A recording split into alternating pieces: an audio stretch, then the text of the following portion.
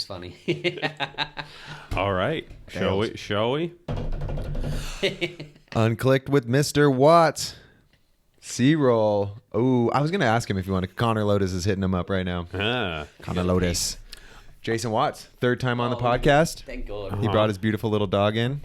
Yep. Insert clip of Norman. Norm. Or just insert Norman at this point. You're going to see him a lot. Third time. We did one.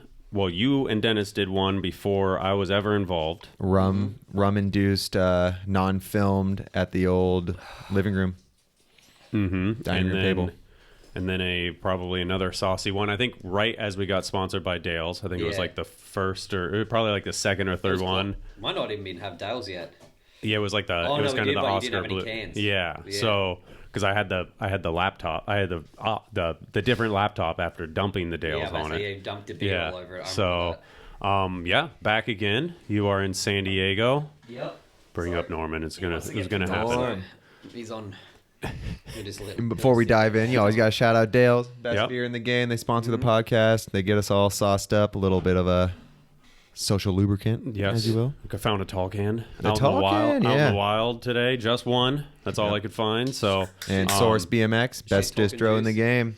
Mm-hmm. Shout out Creasy. We're just kicking it with Creasy, one of the big dogs over at Source. So that was a fun time hanging out with him. Swampfest. Swampfest. Jason didn't go. Yeah. Too busy at the moment. Why? What are you busy with? A couple builds at the moment, and then it's hard to take my eye off it. So the only thing I feel bad about is I wanted to come support Trey and the boys in the video. I didn't really care about. I wanted to go to the event, and I love the event, but I wanted to support the boys in their video more than anything, and that's what I felt bad about. Right? Post time. Yeah. That's what I felt more bad about. I was like, damn, but I'll make it up to Trey next year and build some crazy for him.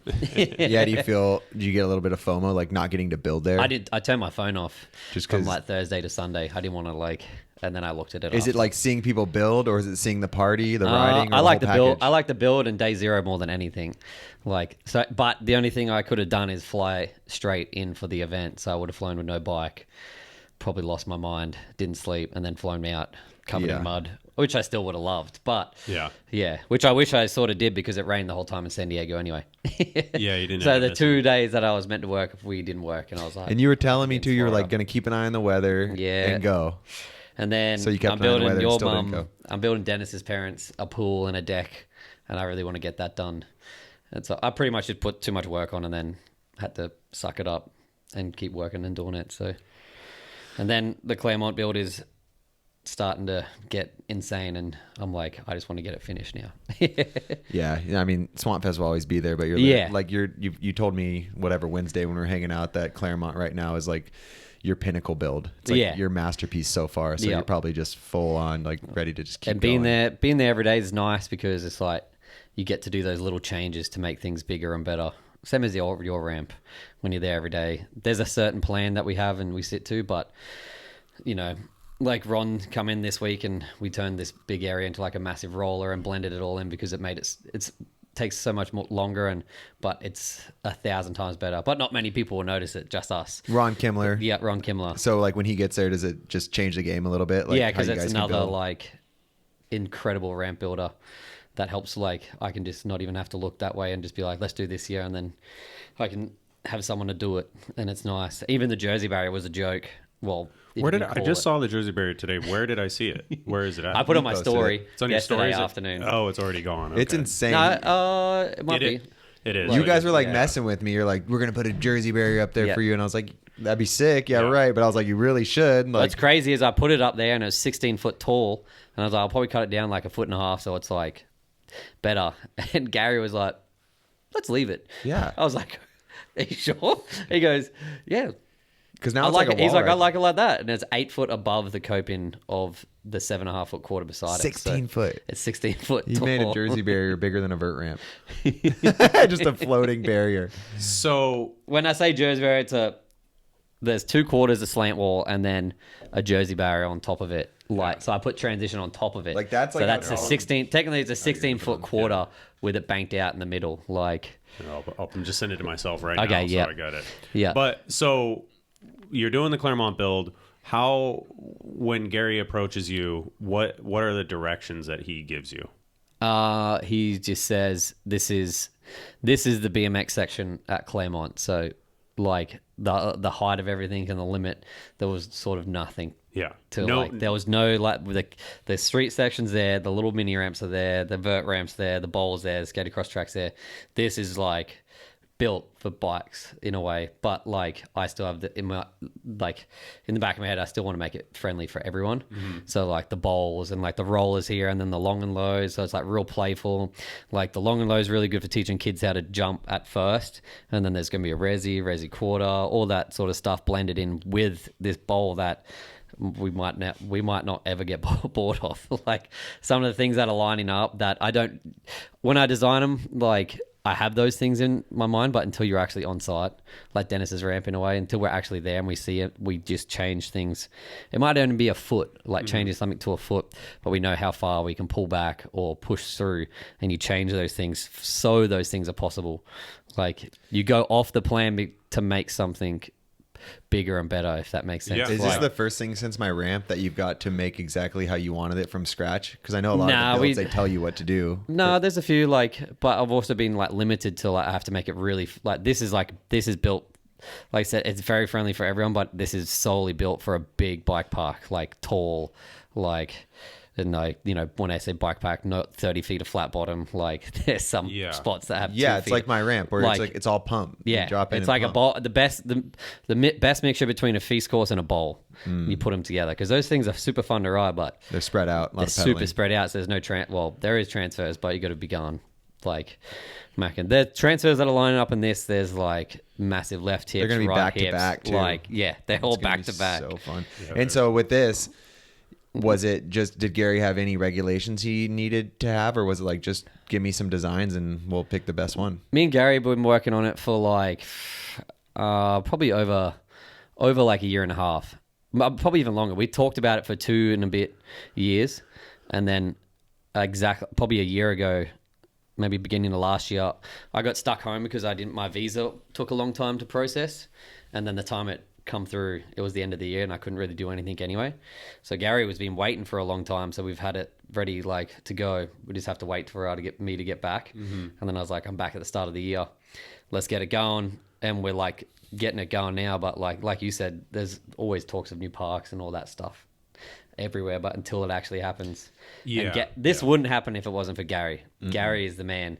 He's the one that went out to Chula Vista every day, drops his kid off at school, goes to Chula Vista every day, works his ass off, comes back to Claremont, does coaching for a kid, then goes home and deals with his kids. For the people who don't know, Chula Vista is where the training center was down South County. Yeah, so this ramp Gary was taking that down and taking all the good parts of that to Claremont so you guys could stretch the budget further. So because this build should probably be almost like cost twice as much as what it is, but we are getting it done. Like me and myself and Ron, and myself and Ron for sure were sort of taking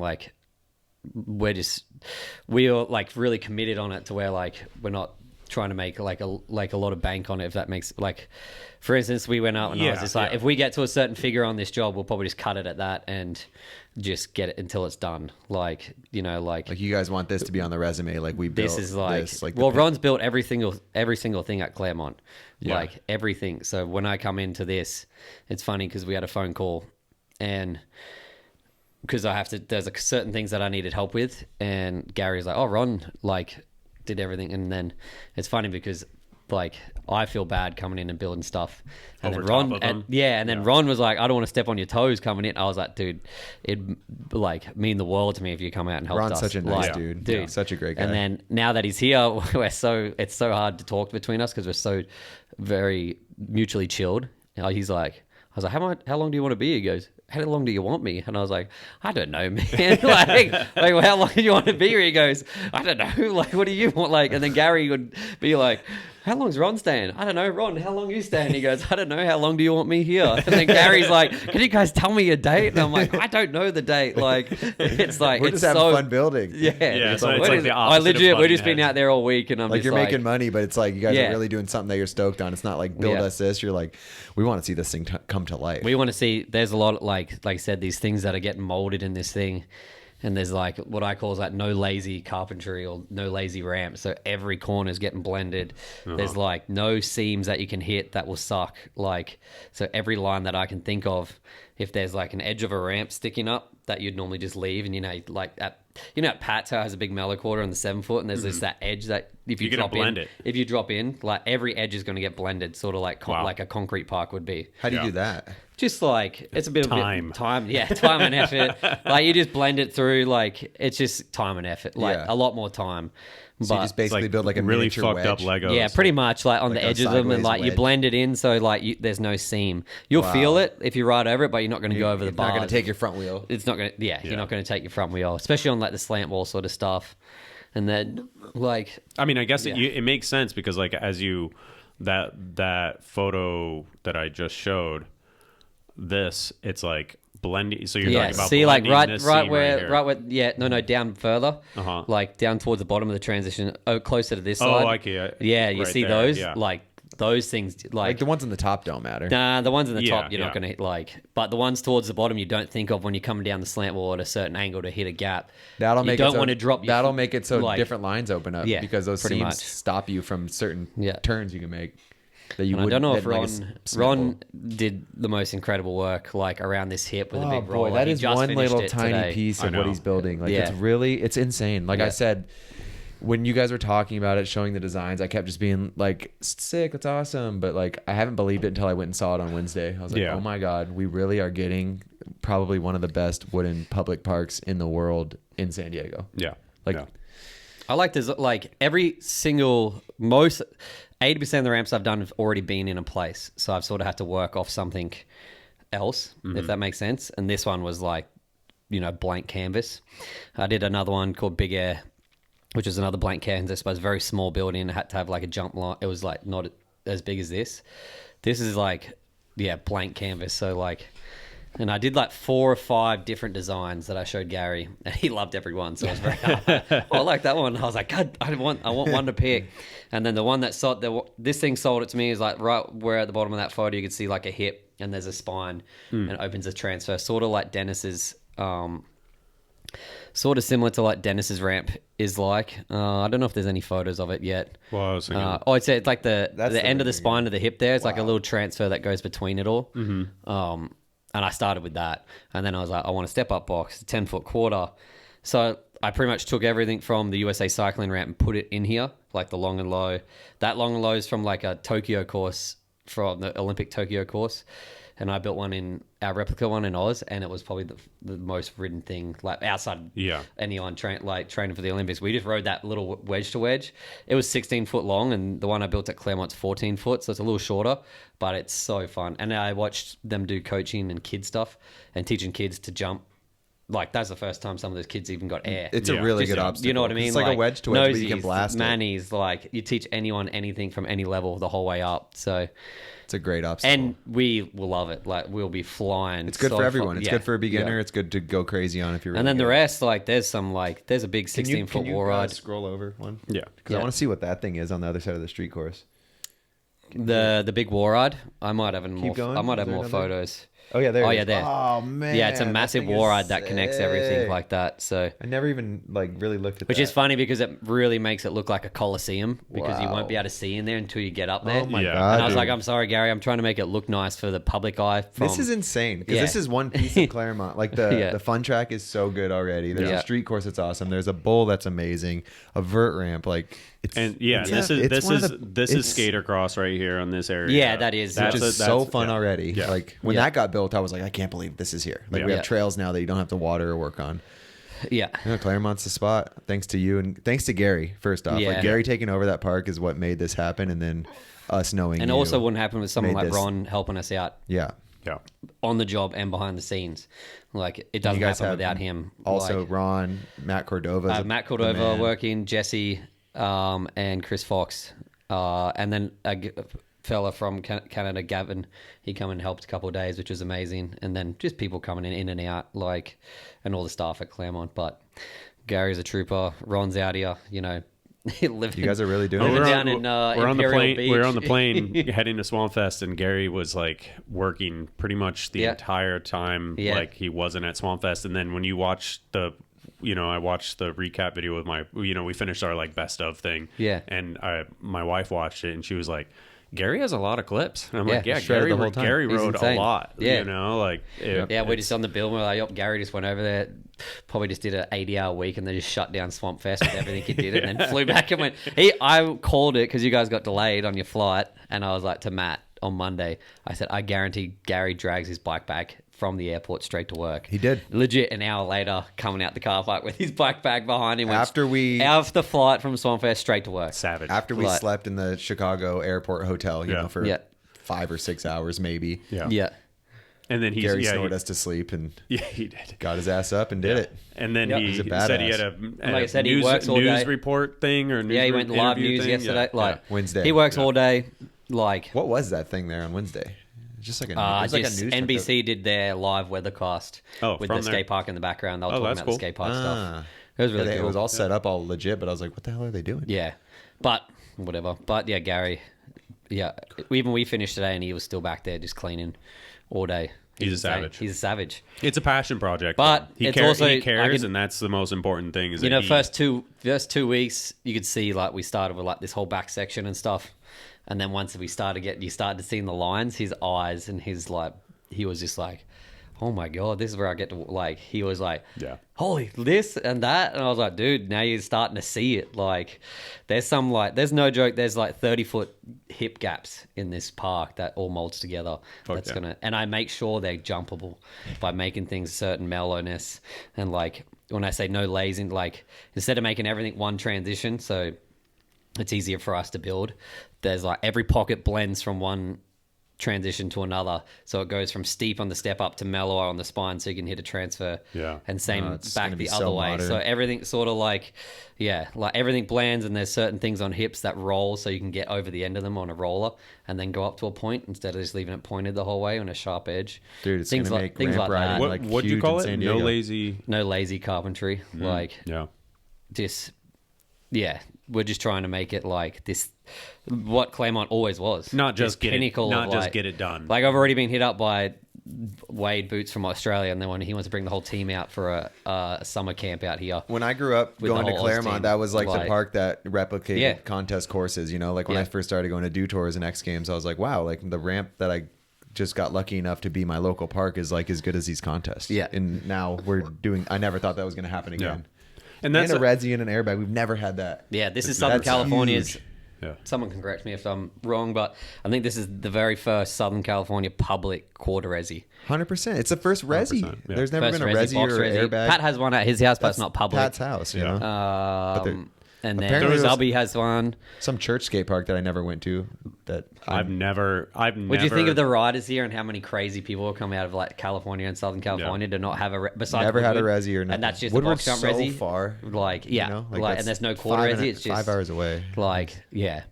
There's never been a foam pit. There's never been anything. There's a big airbag there, and there's going to be a quarter on the right side of the left side of the airbag and the right side. That's the most state of the art shit ever, right there. That's going down. So I can't believe it. Yeah. It feels fake. That's why I didn't. That's I get super fixated on a job. No, I just want to finish it, which just sucks because then I don't ride as much as I want to. But it's been nice living at the skate park in a way. You guys are riding every day. We did literally finish at 4 Went and there ride on Wednesday, every day. and you guys were murdering it. Yeah, some of the boys. Sometimes I can hear Jesse go, "What the hell?" Because we'll just finish work at 4 and 4:15. I'm on the skate across track jumping it, and I can hear him as he walks and past. He's like, "What the hell? He's on the track already!" I go straight to my car and then I go straight to the track. Because if you go sit down, it probably if isn't I sit work down, out. there's no way. Yeah. Matt Cordova is riding so good. Yeah, every insane. time he dropped into the pool, I was like, God damn. Did you have footage from your video that dropped today, right? Yes. Yeah. We had a little bowl session. And we tried to ride today, and we're too sore from it still. You guys killed it. It just started going off. My shoulder blades hurt from that 2.7 to Manny. Oh, that was sick. I dropped in today, and then Matt crashed within 10 minutes, and I was like, let's go to the pub. I have been taking AG1 for about 2 months since we got the stuff. Mm-hmm. I've heard a lot about it, and I'm 2 months on it every day, on every trip and everything, and I love it. I love starting my day with it. It's easy, simple. It tastes good. Yeah, I always feel like I'm not super in tune with my body, so I'm like, oh yeah, I feel good today. And I kind of reflecting back that I'm like, wow, I feel good. I'm like, oh yeah, AG1, like a couple of weeks of it, you really can feel a bit of a difference, and daily super easy. That's my favorite thing about it. It's easy, and it's just that one scoop straight in the water. They give you an awesome little like starter pack to get it going. And it's just a good way to start the day. It's like my new cup of coffee. And I think I've said it on the podcast a million times, but basically this year, trying to get on a health kick, with everything, I've been so many injuries last year. So perfect thing to add in. Even at Swampfest, you take this stuff, you go out and have a wild day drinking beer and stuff. At least you started your day with, you packed on the good stuff right in the beginning. True. And they're always changing their ingredients. I heard that they've changed it like over 25 times, and which is cool. They're open-minded and always looking for the best, like bang for your buck. That one scoop, just having the best ingredients they can find. This podcast is brought to you by AG1. AG1 is offering new subscribers a free $76 gift when you sign up. You'll get a welcome kit, a bottle of D3K2, and 5 free travel packs in your first box. So make sure to check out drinkag1.com/unclicked to get this offer. That's drinkag1.com/unclicked to start your new year on a healthier note. I love that pack. It's got everything you need to go. So if you're trying to invest in yourself, this is a good way to do it. Cool. Thank you, AG1. Thank you, AG1. Here we go. This is where it starts. Yeah, Matt rips this ball, and he's riding insane. Wait, who was that? Which is crazy. Little local, he's rad. And then, Harkin. Okay, yeah. And then Claremont, like you said, that I showed up and they just started ripping, and we're like, all right, let's film this. Like, this is one of the better bowls in San Diego for sure.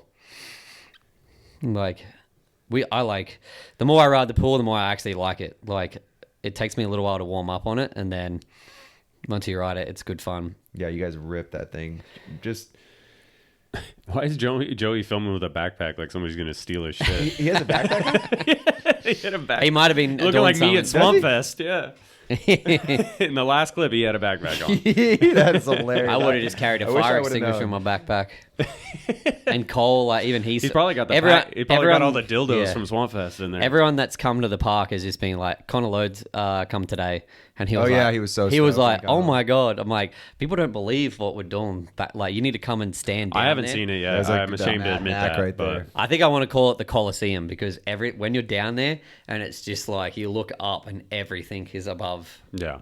Most of the things back there, the average court is 6.5 foot, but mostly everything's above like 10 feet, 12 feet.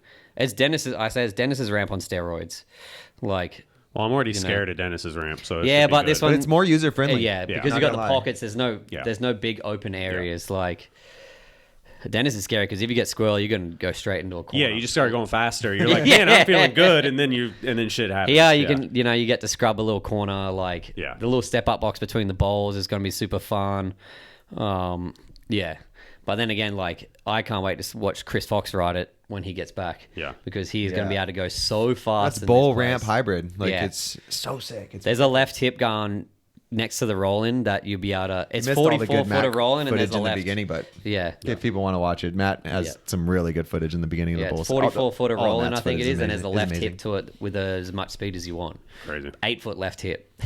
Sorry, Dennis, no right hip, but I like left hips. Yeah. Want to watch me get squirrelier? Give me a left hip. The Jersey barrier works better to the right, so that's you and Gary all day. And there's a war ride going next to it, so you get to hit the war ride and then up to the Jersey, all in the same copian line. Honestly, some of my favorite things with my ramp was when me, you, and Corey just did the tester stuff with the plywood. Like, those memories and just like the opening up of stuff, you know? Like, it's always like the first time like that. Well, I loved it with I can't wait for that. We'd be building all day, and then as we're building, Dennis would rock up and be like, we just started this stupid thing. It was like, all right, first drop in, you got to hit that open pocket.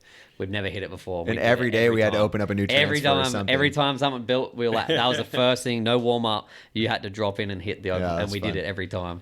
So I can't wait. I can't wait for pockets, all those transfers. Plywood phase at Claremont. I can't wait for that. That phase at Claremont is going to be like, like I said, there's 30-foot gaps into 30-foot gaps into 30-foot gaps into 30-foot gaps that all link up. And if you get the whole lap around the outside of the park, you're going to be going so fast. Oh my God.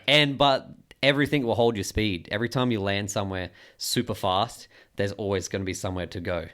with that speed. Where most of the time you hit a gap, you got to depump, scrub. But where here, everything's probably going to hold you, and you could. I don't know what the limit will be, but I'm sure Chris will hit it with his tires. And this is a dumb question, but there's no. It's all wood flat bottom. More, too. I forgot about that until someone said it. I was like, "Are you serious?" Yeah, because that was the downfall of. Yeah, that and that's what helped with that Olympic ramp tearing it down, which sort of sucks. Is like, we went out and we tore it down. And my idea was to use a lot of their steel ramps, and like reform them and change them back to wood and like all these plans.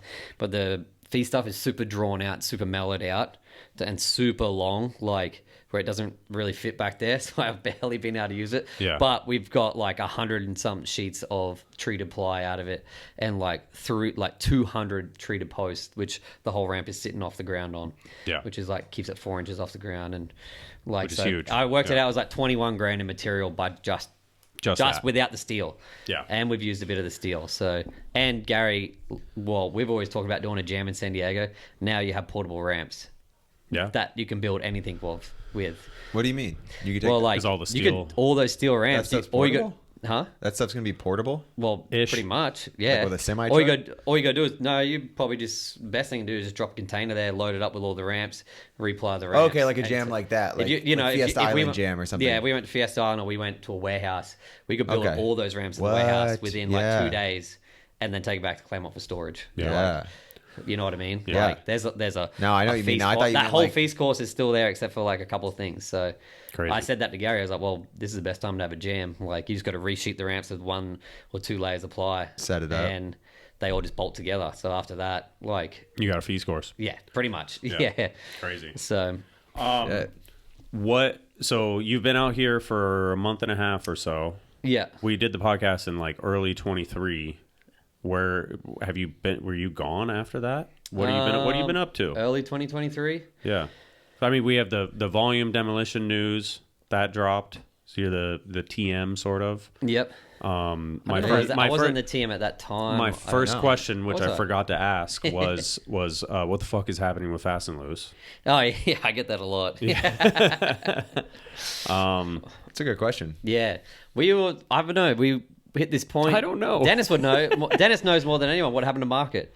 Is that we all did a DVD, and then after that, everyone was just like, "Fuck!" Like everyone sort of had to grow up at a point of like, that was our like, we were on the like me, Josh, and Corey were on the road for 2 months straight filming, and then we did 2 videos, a lot of travel, and then a couple of the dudes sort of just had to like get a job and grow up in a way, which sucks. Yeah. But because like we still do all that stuff, but some like I got super busy with the ramp building, but not saying it's gone. Like I have 40 minutes of footage saved of. I want to make like a little video called Maggots, and it's just all the dudes that we've influenced in a way of like that are stoked on it, and I've just been saved 40 minutes of just like Ike from the UK, Tom Russell, like just dudes that love. That's awesome. All the bowl sort of stuff. What about? Stuff. I mean, just in this, that's like on the video side, but even just as like the product side stuff, because I feel like that stuff is like, you make videos. Yeah. And then there was certain some that happened that sort of sucks, that we sort of had to let die off, like tax wise.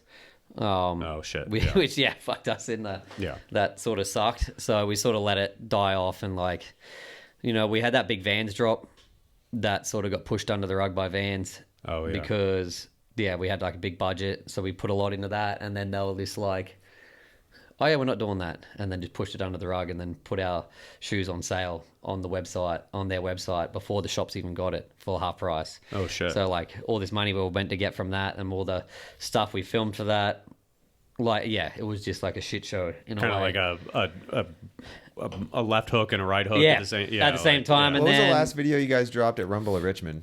Because I feel like that was like the peak, and then after that you guys kind of like everyone went their own way a little bit. I got stuck back in Oz. And the boys, it was like the Rumble Richmond thing. You guys were selling the shit out of a couple cool of dudes clothes. say nothing happens when you go back home, and I was like, well, sometimes my visa runs out, I got to stay home, because every time I'm home I'm on the road. I think I'm on the road 10 months out of the year when you're in Oz. Well, anywhere. Like, if I'm here, like, I only have 2 real places I stay. Quasar, I think, was the last one. Yeah, Quasar. That was so good. That was like the big mix one. Yeah, like, the big mix everyone one. kind of like was mixed together. It was so good. You guys put so there's Magnetar a year ago, so it wasn't Quasar. But I mean, wasn't this one longer? I think Quasar came after it, yeah. Yeah. That's the full length, so it would have gone, like... Yeah, it was Quasar that came after it. And then we did the video with Gregson as well. So everything sort of come down. The Gregson one was way before that. Not way before, but... Yeah, but it was about the same time, to be honest. Like... No, because you dropped on the Rumble of Richmond, like, before, when I come back and did that Australia. last podcast, I just got back, and Gregson was doing that video, and, like, the first 3 days I had to go out with YouTube him. works weird, too, because these video... You killed it. Within, like, Gregson was like, watch is insane. He just filmed the banger of the thing. He just filmed, like, 5 minutes of footage. Like, he was so impressed. I'm like, yeah, point the camera at that guy. You're gonna always get stuff. This is a tangent for sure, but have we ever talked about the fucking movie bowl or whatever the fuck that thing is? Or we talked about it with the boys for sure. You talked about it with it's okay, like a movie set bowl, yeah. It's right at the start, I think. But when we had all the guys on. Okay. But so at some point, just for reference, this is what I was referring to. This monstrosity of a... shout out to you guys and Chris. This is a really good one. Yeah, I love working with Chris. I'll work with him all day, any day. He's the best. Me and him are just very like... That thing's huge. I'll just be on the deck and I just go like this, put my thumbs up, and he'd just be with a cigarette. I'm like, all right, let's go. I love it. God. But that thing's crazy. But we still want to, like, Chris has a carpentry job in Salida, Colorado. Josh is living there, carpentry, like, working for the city. So it's harder to get out. Cody's a full-time diesel fitter from Australia. And Cody always worked and stuff like that. And then Josh was kind of the man behind the scenes that was handling Corey a lot of the had to go orders. back to Canada because of insurance-wise. So we all sort of just split all of a sudden at the same time. Matt's in Colorado building pump tracks. To be honest, we're all just doing construction. So and at the time we were doing all that fast and loose stuff, we had vans backing us and the Pro Cups. Yeah. For like, that was like our backbone. Like we could go anywhere, wherever the Pro Cups went. Like, went to plane tickets were free. You just had to stay. Yeah, that's it. So vans helped us out a lot. And then timing is everything, that left man. and right hook. And then all of a sudden we were like, oh. So we sort of just let it, I don't know. We want to keep doing stuff, but the tax stuff is definitely... I just realized this microphone is like blocking your face. Oh, that's all right. Yeah. There he is. So we're letting it do its path. But I have plans with Tyson from Backbone in Australia because he isn't doing the bike shop anymore and just wants to do like jams and clothing brand and like super cool, fun things like that. That's what you need is somebody that is like... And that's what it is. As soon as you lost Josh, market... was different hard Josh, different Josh, but it was hard to do market. As soon as we lost, Josh is as soon as we lost Josh, when he had to, Clemens he was like, and Rose Green, right? You need that guy that's like you need that guy behind that's the scenes. behind the scenes. Otherwise, it doesn't work. The dude that is okay with not being involved in like and being there and filling the orders and doing the bullshit, talking to everyone, the Instagram stuff. They get pumped on seeing the company succeed on that end. They don't have to be out there in the... And I can do a little, like, I already have 4 jobs, so... No, it's timing, it's timing, man. Now you're a dog dad? Yeah. It's very similar to jobs. Similar to Market Zero. You guys finished, like, all these big projects, and it was like, shit, like... Yeah. And it's not like we want to go... It's not like that we don't want to do, like, because, like... Fortunately for us, bowl riding is a lot more forgiving on the body compared to Market's street riding. Like some of those drops and like kind of flat and all. Nobody really burnt their body out besides Ronnie did his knees, but that was just also just coincidence. It was more just. Well, that's what I mean. It was coincidence for us. Everyone was just like, boom! It was like a drop of a thing, and we were like, fuck.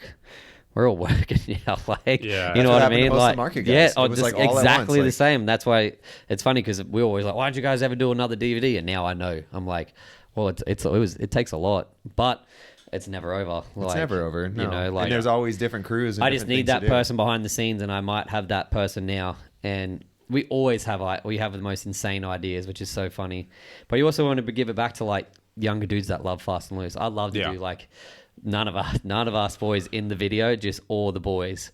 Like, you know, I wanted to call it maggots because I thought it was funny, but I think it's cool because at a point, I think I was talking to somebody and I was like, you know, I don't know if it was their idea or we just came together, but it was like the death of vert riding, and I'm like, no, vert's not dead. It just like kind of evolved into like fast and loose dudes. Like this is vert riding now. They're riding a vert ramp. It's just not U-shaped. It's just different. Yeah. And I feel like you guys look at that vert ramp. Exactly. A fucking massive thing. That is a vert ramp. That's a vert ramp. And it's like you guys obviously like resonated with a generation of riders and like changed BMX to go faster. Yeah. And like because it was in this phase of like I like to going think slow and low. You know? Pro Cup and Fast and Loose definitely made a whole different style of riding like look fun again. Yeah. I like to think that we changed it in like he had Colin Varanek at the Linda Vista Park. Yeah, going nuts. Yeah.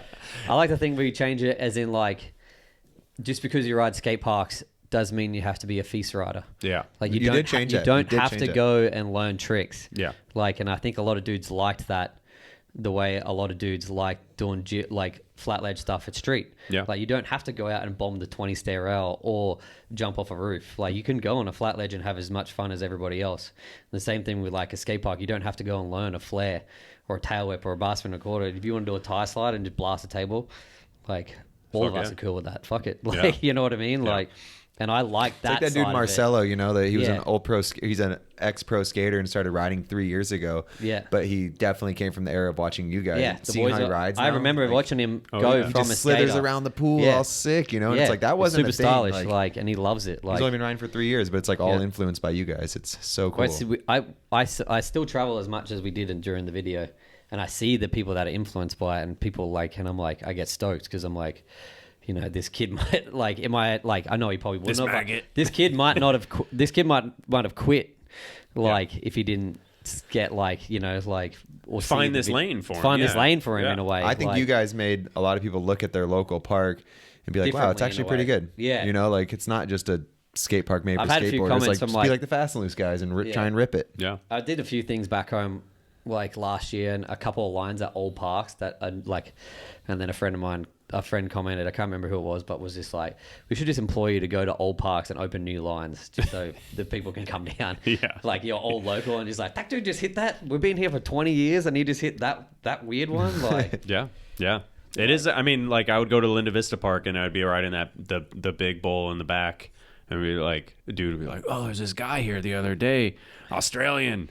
And I'm like, Jason, you know, like just tell me the story about watching you. You know, it's cool how it's like you guys and that's why I don't want a little ever, generation. Like it's died off right now because we haven't had that behind the scenes person. It's very hard to do anything. That's all right. I run a construction job, demolition, volume, all the riders on the teams, like, you know, and then all that stuff, and then Fast and Loose on top, like.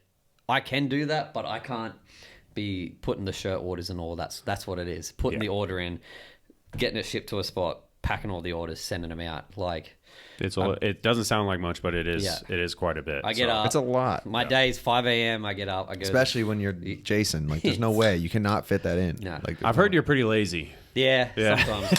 On my days off, I just sleep for like 16 hours, but. I think I haven't had a day off in 6 weeks. So I normally do 3 months straight of work. And then hibernate. Yeah. Not hibernate, because I go straight to filming after that. That's what this plan is. Work until the end of April and then just back across the US, Rumble of Richmond, like every event, any event, like you hibernate after a festival. I hibernate after something like Swampfest. Like you see me, you guys, or Desert Days. They got talked. Yeah, Desert Days too. Seen them curl up in a ball and go to sleep for 30 hours. I would have come to Swampfest with no bike, face paint, and that's it. And a backpack. But I did Vegas the week before, and I was like, I probably shouldn't go to Swampfest. I was trying to find it quicker. Maybe I'll to go to Swampfest. My face paint. I love that. To go to Swampfest this year, I'm pretty sure they're going to do it again next year. It doesn't seem like it's slowing down. It seems like it's just going to blow up. I'm building the Infinity Loop next year. What is that? If you guys don't know what that is. Don't know what it is. I've figured it out. It just depends if it's going to go to the left or to the right. Right. So, but then you have to do it. So it's a 360. So it's going to have to be a drop. It's hard to explain. It's going to be a 360 curve wall ride with a loop that goes back over the curve wall ride. You've already called it, so... It's going to be like those balls. Wait, can you say it again for me that I was not paying attention? I've tried to comprehend it like loosely. I was paying attention. I don't get it. What is it? So it's going to be hopefully a 360, a loop. Like a 3... So like picture like a container drop. There you go. Yeah. I chipped my tooth. You know how I like You my chipped your tooth there? Yeah, look at it. You did that at Swampfest? I don't know if it's at Swampfest, Wait, but it's chipped. look at me. How the fuck did you fix it already? I'm quick. I didn't even think about it. Tuesday. I had my appointment for Monday, but we didn't get home on Monday. I did it on Tuesday. Yeah. Morello's mum. Shout out. My friend's mom did it. She's dialed. Anthony Wow. Morello. Laura Morello. If you're ever in San Diego, Impressive. need a tooth. That's a good mullet. What I was going to say before I realized the tooth thing is that this is how I prefer my Jason Watts. Yeah. You know, like my baby Jesus, my baby Jason Watts. It's funny that wasn't even that long ago too. Last year, that's why I don't go to Swampfest. I jumped that thing. I built that kicker 7 a.m. in the morning after not sleeping all night, and then no one was hitting it, so I come through and hit it naked, just for someone to do it. I think it happens. Is a nut up, shut up. Yeah, pretty much. I remember jumping it there it is in my undies. That was my undies. I think Jesse Twin filmed all this. Okay. I was like, dude, I'm going back to the hotel. Here's my camera. And he's like, the next day, he's like, I got some shit. I got some. After this Swampfest, I woke up every single day for 2 weeks with a new photo of me from Swampfest that I'd just get sent over Instagram. I'll show you one if I can pull it up real fast. And it's one of my favorite. There you are. Yeah, that's the nude one. Yeah. And this one's one of my favorite ones because I remember the exact moment of getting out of the. I remember jumping that long drunk like that. Dude. I remember jumping that far, and as I landed, someone's leg was there, and I just cased it. And then as I hit the puddle of water, I just got up, and someone has a photo of me just drenched, like head to toe. I'll see if I'll send it through to you. It's like shit you'll show your grandkids. Oh my god! This was the pirate ship year? No, this was the first year after castle COVID. year. Yeah, yeah. This is the fucking pent up year. Everybody was. Yeah, it was the one when it was a lot of fun. This is like the best Swampfest video I ever made. And then after this one, I was like, all right, the storytelling aspect of it, like I'm done. You know. Oh, I love it. I think it's the best. This wasn't. Oh my god! Yeah. This wasn't the castle. There was no footage of like any of this stuff this year. Yeah, look at that photo. I remember casing the dude's leg and getting up and being like, "Oh my god, I'm okay," and just woke up to this photo. I was an absolute menace that year. Every day I woke up to just a new photo. And people are like, why didn't you go to Swampfest? I was like, because I get absolutely wrecked. Yeah, you can't chill. For you can't chill. Like, this is like, I got another one coming through. This is another one. This is the things I'd wake up to every morning.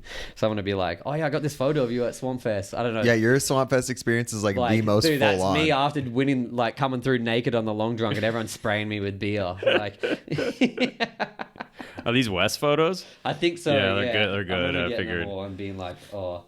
And we did it 2 years at like. Who's holding? Oh, this is the Nora. I was like, why is there a fucking Nora Cup there? Yeah, that was the Nora Cup night. This one's good too. Like after that, the long drunk was bet. That's what I'm bringing back next year. The long drunk. The long drunk shittest kicker, and it has to be at night. Yeah. And it has to be wet. So I don't know. I don't care if I have to hose the runway. And it was like that was me. I didn't shower for 2 days. That was me all night. Explain the what you feel like the next morning. That wasn't the morning. The next day. I saw you sleeping. I saw you sleeping in the middle of the RV. day. Yeah. It's funny because look at that little guy. This is my favorite one. It's funny because you knew what day it was by how faded my face paint was, and like, where this one's good. It's just randomly in the crowd. I'm such a fucking sissy, but I'm like the idea of sleeping there covered in all that shit. Yeah, like I have to make videos and stuff. Me and Jesse were going crazy. We're throwing paint cans in the fire. His job is to go as hard as he can the whole time. That is this true. one's good. Is that you? Yeah, just in the crowd. Like, you look so old right there. ICP, Insane Clown Posse. God damn. But I love it. I think it's the best. I had so much FOMO. Like, it is amazing. And it's fucking mayhem, and it's like, it's fucking ridiculous. Year, the people that think they can't go, you're like, you can go, dude. Like, you're going to be fine. But the first night, we stayed up all night. And you can make it as crazy as you want. Yeah. Or you can chill back and fucking... Yeah, that's true. Yeah. First night, we built all... sat in the hay and watched Madness and was like, this is awesome. Yeah.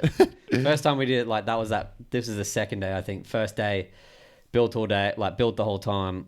And then me and Dan Dwyer went out, and he has like a 2-wheel drive Tundra. You remember how swampy that one was? Yeah. I was like, just take it out. Let's just it was like 3 a.m. I was like, let's just take it out, go 4-wheel driving.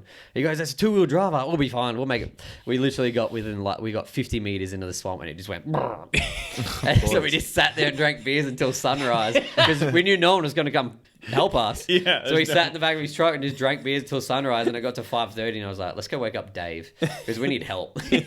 So we walked all the way back to Swampfest, and we're like walking up to the tent, Dave. And you felt like you had to feel like could assholes. you help us please? We're bogged us. And then unbogged us, and then we come back, and I'm just like in the back of the truck drinking beers, cheese, and I drive. We go past Crandall, and he just shakes his head. God damn. Infinity loop, explain.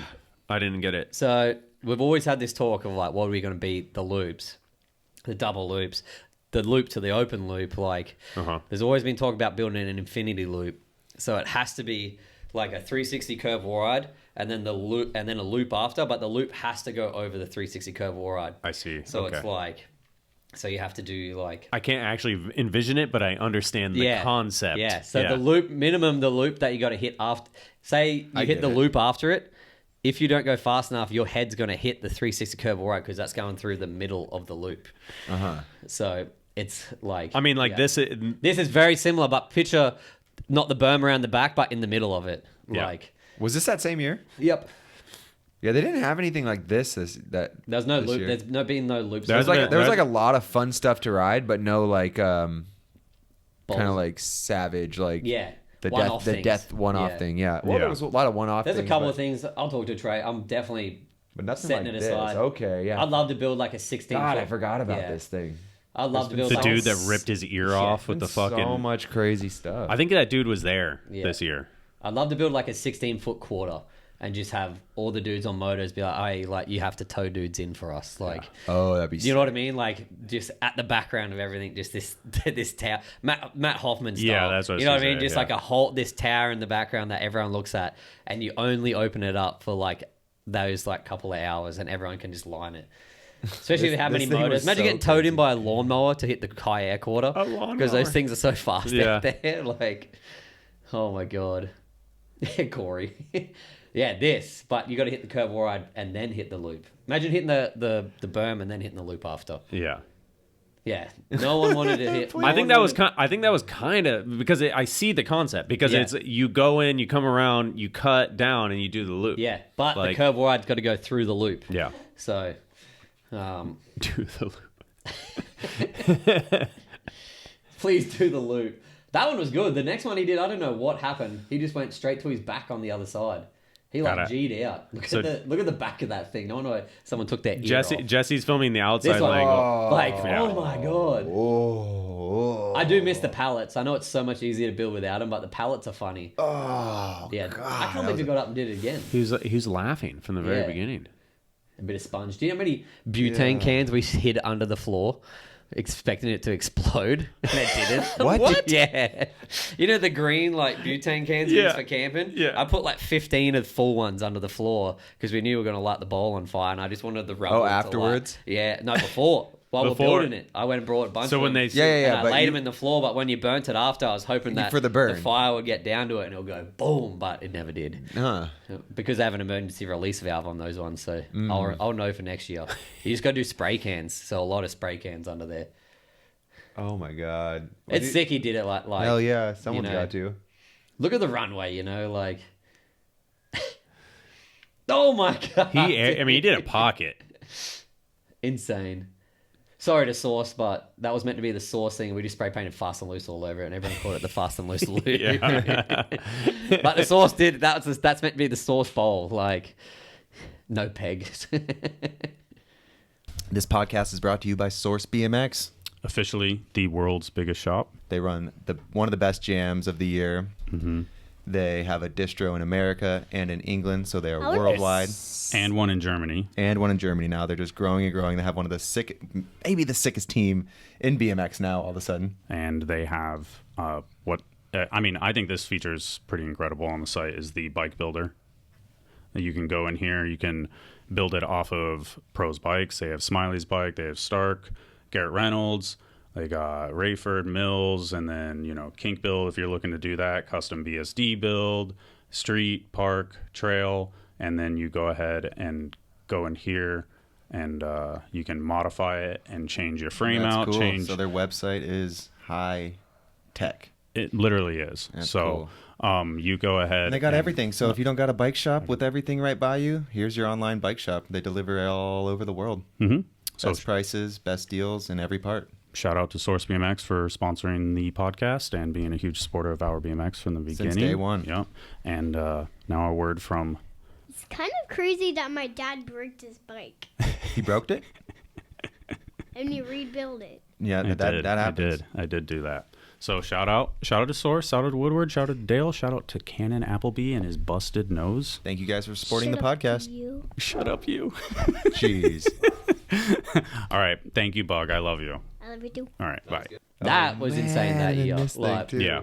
Yeah, there was... And that thing has survived since that year. So that got built by a guy like professionally built, immaculate, everything. Amazing. And then that year they tipped it in the fire and melted it and warped it. The next year we brought it back and built it in the swamp. I mean, that's the year it rained and we moved everything inside. Yeah. And that's when we had the roller coaster down and then like the kicker at the end of it, because it bent so much you just cut it off, and that was there this year. Yeah, that rail has been reincarnated. Yeah. Like it's crazy to go back and look and see how much crazy stuff has been built. Oh yeah, yeah, oh yeah, like so much. I think I wonder, like the monster truck. There's always those features that are like not obstacles, but like I'm like, there was a couple of stuff where it was like cock. Just a big wooden one. Yeah, just a dildo. Just a giant giant resi dildo. Yeah, the monster truck was probably just so hard to fucking by a lube build company. That that was like the main. I was like, when he built it, like that they built it really insane, good, but at the same time, when you're building those things, they built it out of like you're straight up building trees. it to ride and all that sort of stuff. Yeah. But you have to think about how many people just piled on that thing, and if that thing collapsed while everyone's up there, that would stress me out more than anyone riding it ever. Of course, I know someone rides it and they crash. Yeah, you get some whatever. Some but when you pile up there 100 people on top of that thing, and you look at like random things just like the main supports were basically just trees. Yeah, but you have to because it was a beast. That thing castle took so long to burn down. The monster truck, there's 100 people climbing up on top of it. Yeah, and shaking it and the fucking monster around, truck, the pirate ship. Yeah. They built some crazy. The pirate stuff. ship was still insane. I like the monster truck too, but the pirate ship is still. I wish the pipe and the little more room. More road. Yeah, I didn't really see much riding. It was hard to ride. That's because I rode it a little bit, and it wasn't just like it wasn't a U, it was a V. It was kinked at the bottom too, so it was pretty brutal. If you going like airing back and forth was hard. Yeah. And so you had to carve it, and so that's what made it pretty difficult. Was the castle the beginning of like one big structure to burn? Yeah, yeah.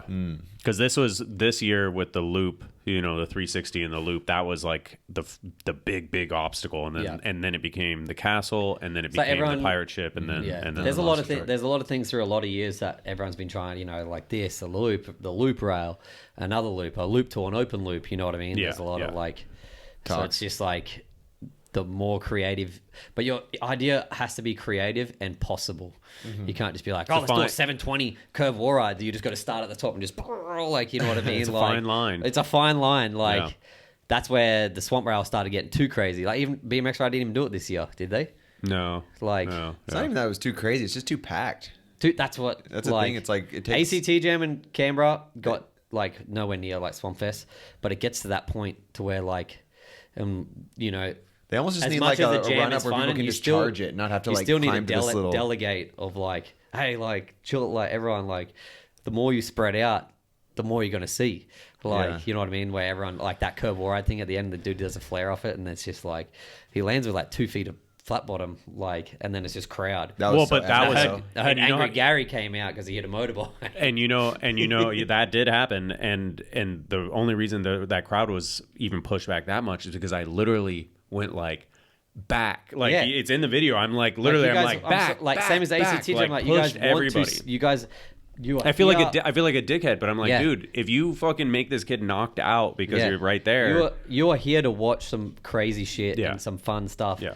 You will not see it if you crowd it that far in. But everybody wants to. It's almost like you're involved. Like your head is like, I am part of the chaos, that they want to be in it. They want to almost they almost want to be touched. Like around the features, I'll just put like shitty handrails that have just stay not streamers like. So then imagine there can't be rules though. Like there can be. That's what I mean. Like even the log ride, the person's throwing the fucking giant dirt thing. I seen someone get lit on fire. Yeah, I don't know if you guys saw that one. Oh yeah, through the gas can. Yeah, someone threw the gas can and it landed on someone and lit them on fire. It's I have a video of it. Yeah, it's on this year. Yeah. This year during the last burn. I think the last night. Yeah, it's like Jess Gates. I have it on my phone too. Right, as soon as it happened, I was like, "Shit, dude, we should do that jam at Fiesta Island and burn it all down." After I'm like, "No way!" Build the jumps over the fire pits, or at least just the regulations here though. There's so much regulations, like you couldn't do it. You just say no one fucking. Oh, what jam? No. We're just having a fire pit. Here it is. I got it. I mean, remember even when we had a. I was like, nothing bad happened this year. Boom! That dude just gets lit on fire. But look, so this is a girl. You see her, and she's still on fire. Yeah, in the background. Yeah. No fireworks and just someone just like lit on fire. But no fireworks. Hey, but in all fairness, if that's the only thing that happened, fucking whatever. Yeah. Like, I wonder how that girl got put out though.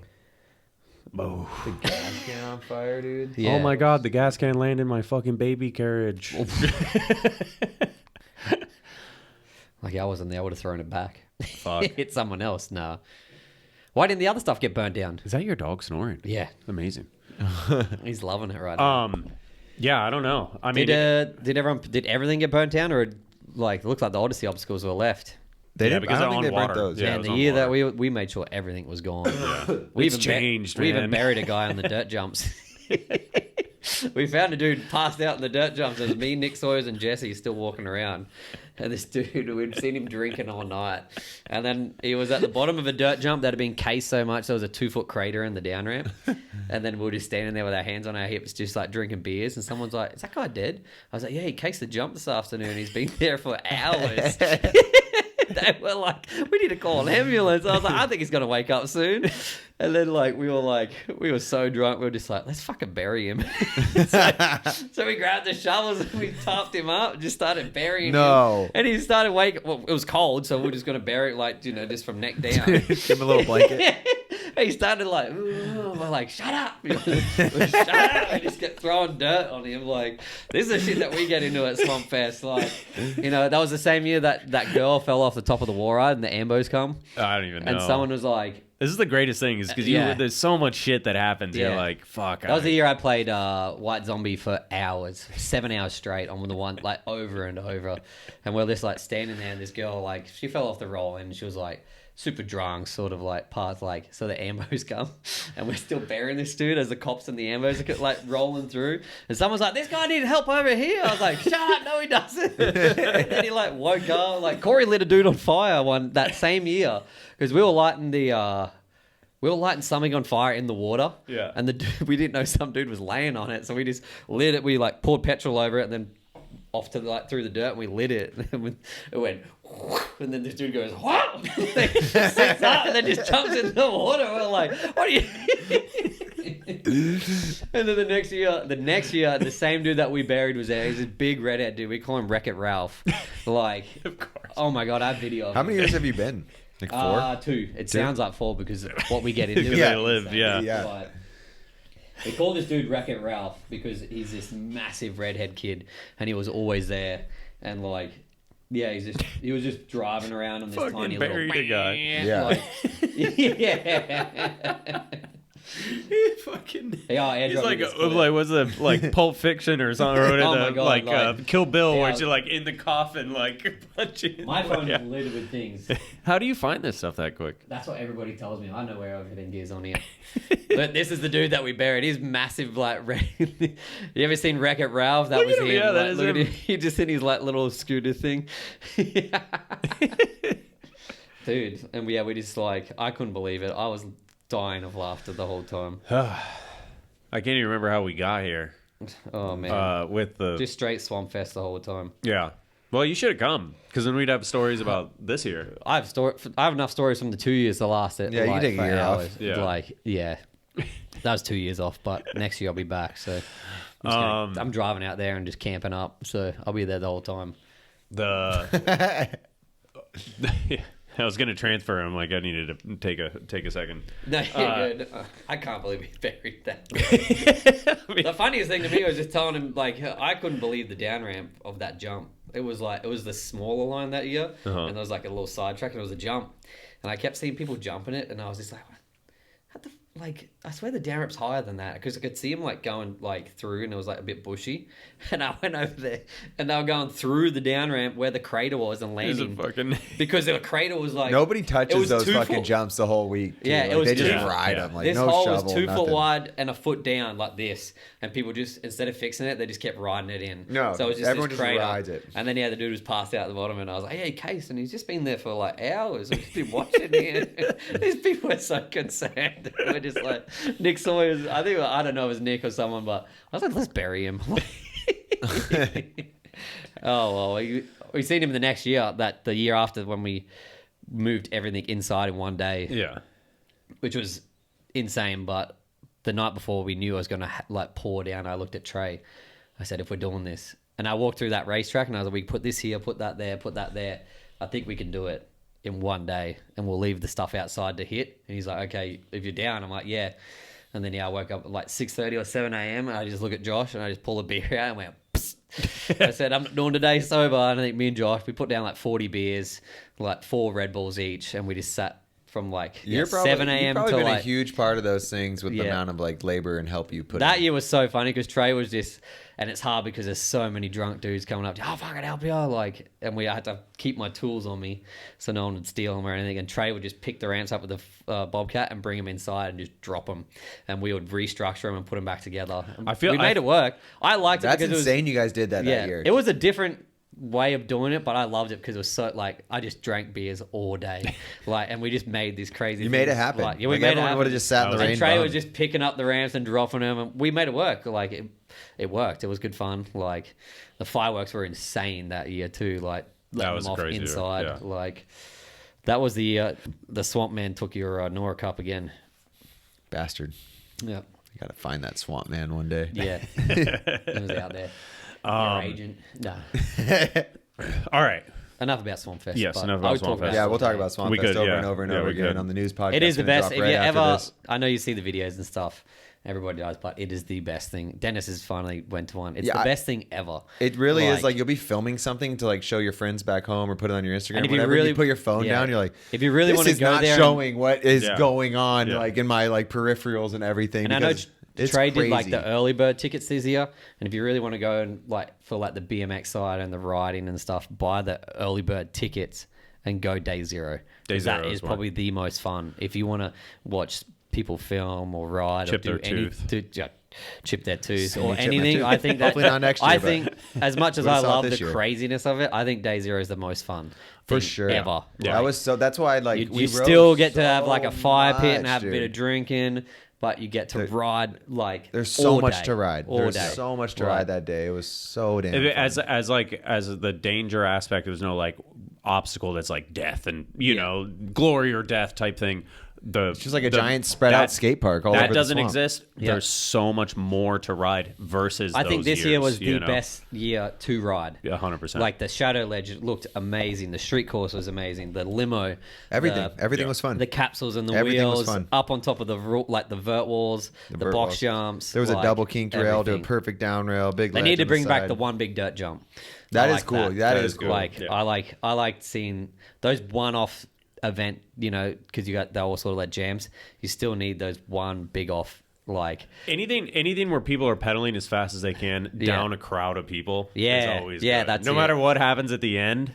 It's like good. Yeah, because they could be jumping into the fucking long drunking. They could be jumping into a fucking river. They could be jumping through a fucking hoop of fire. Yeah. It's like they're just pedaling their fucking ass off. So it's going to be entertaining at the end. Yeah, high air is always good, but yeah, it feels like if we had to do high air at Swampfest, it has to be pallets. Like it has to be a pallet quarter. Has to be something different. I couldn't go and build like a 16-foot quarter that looks good. I'd be like, Trey, I know you don't do pallets anymore, but we're doing a pallet, or even I don't know, something funny like get a couple of wrecked cars and just make a quarter pipe out of it. You should do pallets still. Like, pallets. I like the pallets. Yeah. It was funny because I heard that he did the for the skaters, like he had the whatever, like 1/8 inch masonite or 1/4 inch masonite, and he just dropped like a stack of like 100 sheets, and it was like, go at it. Like let them like put the shit down where they wanted, because I think it just like kind of drove them crazy because they would do it wrong, or that wasn't like 100%. So we always get like, and I'm like, aren't you guys meant to be thrasher? Like thrash, like. No, it was great. They just would take it and drill it in on their own. They did. They handled it, but it was like you'd see them dragging it around at points. But I think they'd already been doing that for a couple of days. Light? Yeah, I think it was masonite, because it wasn't. I don't think it was skate light. It wasn't skate light. It was too flimsy. It was masonite like I know it is. Yeah. It was like 1/4 inch masonite. Yeah. So damn, that's good. Yeah. But especially if it's not going to rain or anything. So when this is the Swampcast we never did. Exactly. Yeah. We've got all the podcast stuff set up there. You got there. some funny behind the scenes videos, photos. If you want to see more. You just have to get to my something. Phone. Yeah, I got some R-rated stuff in there too, but we'll save that for Norman. Pull one up, Norman. Huh? Pull one up. We got a blur. My child's here. Can't. Volume demolition. I was gonna say when he first got here. Well, we could go to that. Or I was gonna say when he first got here, he did some work on Pat's ramp. Yeah, which I found. Another thing, like Chase was waiting for about 6 or 7 months too, because of my visa last year. Okay, I was meant to come back, and Chase, we're just keeping. Me and Pat talked like when I last did that video with Pat, April last year. Mm-hmm. Was it last year or so? We did a build video, and we did a little video with Vish and all that sort of stuff. We talked about so many extensions like that, and then now when I went out there, I was just like, this, like his dream never has to die. And Chase is in the same way. I'm like, now I can keep evolving his dream with Reed. So like this year when I went out, I try to incorporate the things that me and Pat talk about, but at the same time I'm trying to make things better for Reed. So like I cut a bit of the spine out so Reed gets a straight shot at the step up now. Sick. To do more tricks. Yeah. Like this is your first revamp with this is one where like we alluded to this in 2023, but this hadn't come out yet. So this is the stuff that you did at Pat's. So you've done this, and this is why I remember all the time. And the things that I still have planned, and like, you know, like just because Pat's gone doesn't mean his dream ever has to fade, or like we have plans to go back there after everything I've done and do another dream yard that I've been talking with like close, like we're all going to do a dream yard video for Pat. There's been 3 of them. There's no reason that should stop. Reed's still out there ripping. All his friends are still ripping, and his dream will never die. So we still want to do a dream yard 4. Yeah. Same as what like everything is. Like every time he does an extension, he always did a video.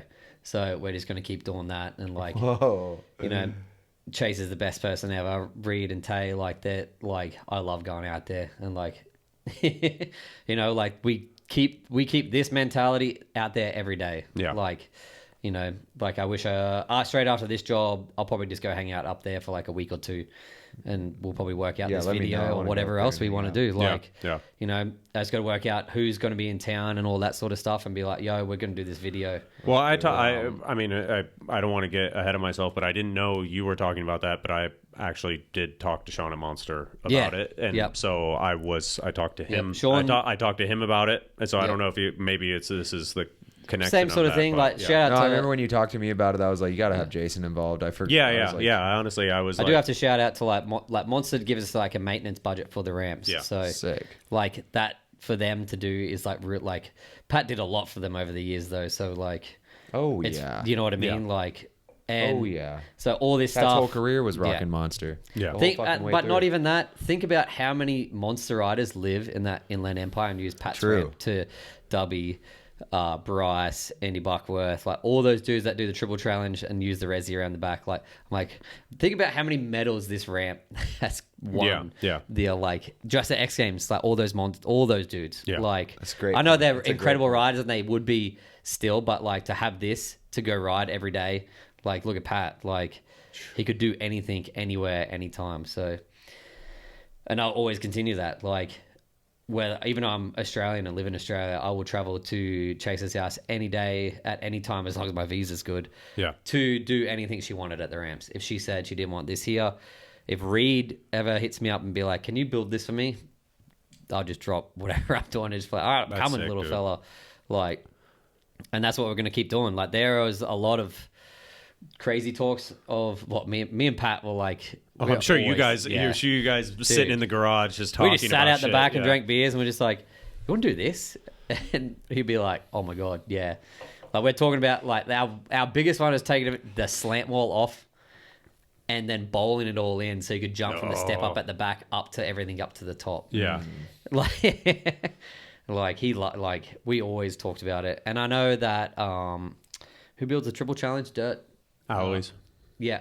He's been talking to Chase about redoing the dirt as well. So like there'll be a whole like the yard. A couple of the boys that ride there all the time, I just refurbished like 50% of the yard. Like took everything, all the skate light off and half of it, and then resealed, replied like soft spots. Yeah. And they're like, it's never felt so fast. Like, I'm like, that's like what I'm like, just because I'm gone. And huge shout out to Anthony Napolitan. He is always out there, whether it's like cleaning or like fixing things. He's always doing he put a bunch of work. He puts in a lot of work out there. Yeah. And he always puts in work out there. So it's so crazy Bryce, because there's a lot of dudes that come out and help, and I like, and everybody knows, like, you know, like, this is probably one of the best ramps in the world. Topa, like, he's always out there. Topa took days off work to just come help for free. Like, Topa's the best. Just everything. Like, it's cool to Topa just see. reminds me of he has Pat in him, something about definitely. Topa and Pat, like everyone that came out, badass spirit. Like, At the Arlington Triple Challenge, he fell right before qualifying or whatever. Apparently broke a vertebrae or something like that. Fractured a vertebrae, and he's like, dude, I can't walk, but I can still ride. I'm like, maybe you shouldn't ride the event. I'm not sure. Yeah. Like I literally, and then he's like, oh, I think I'm good. That one. It's like so Pat, like fucking just push through.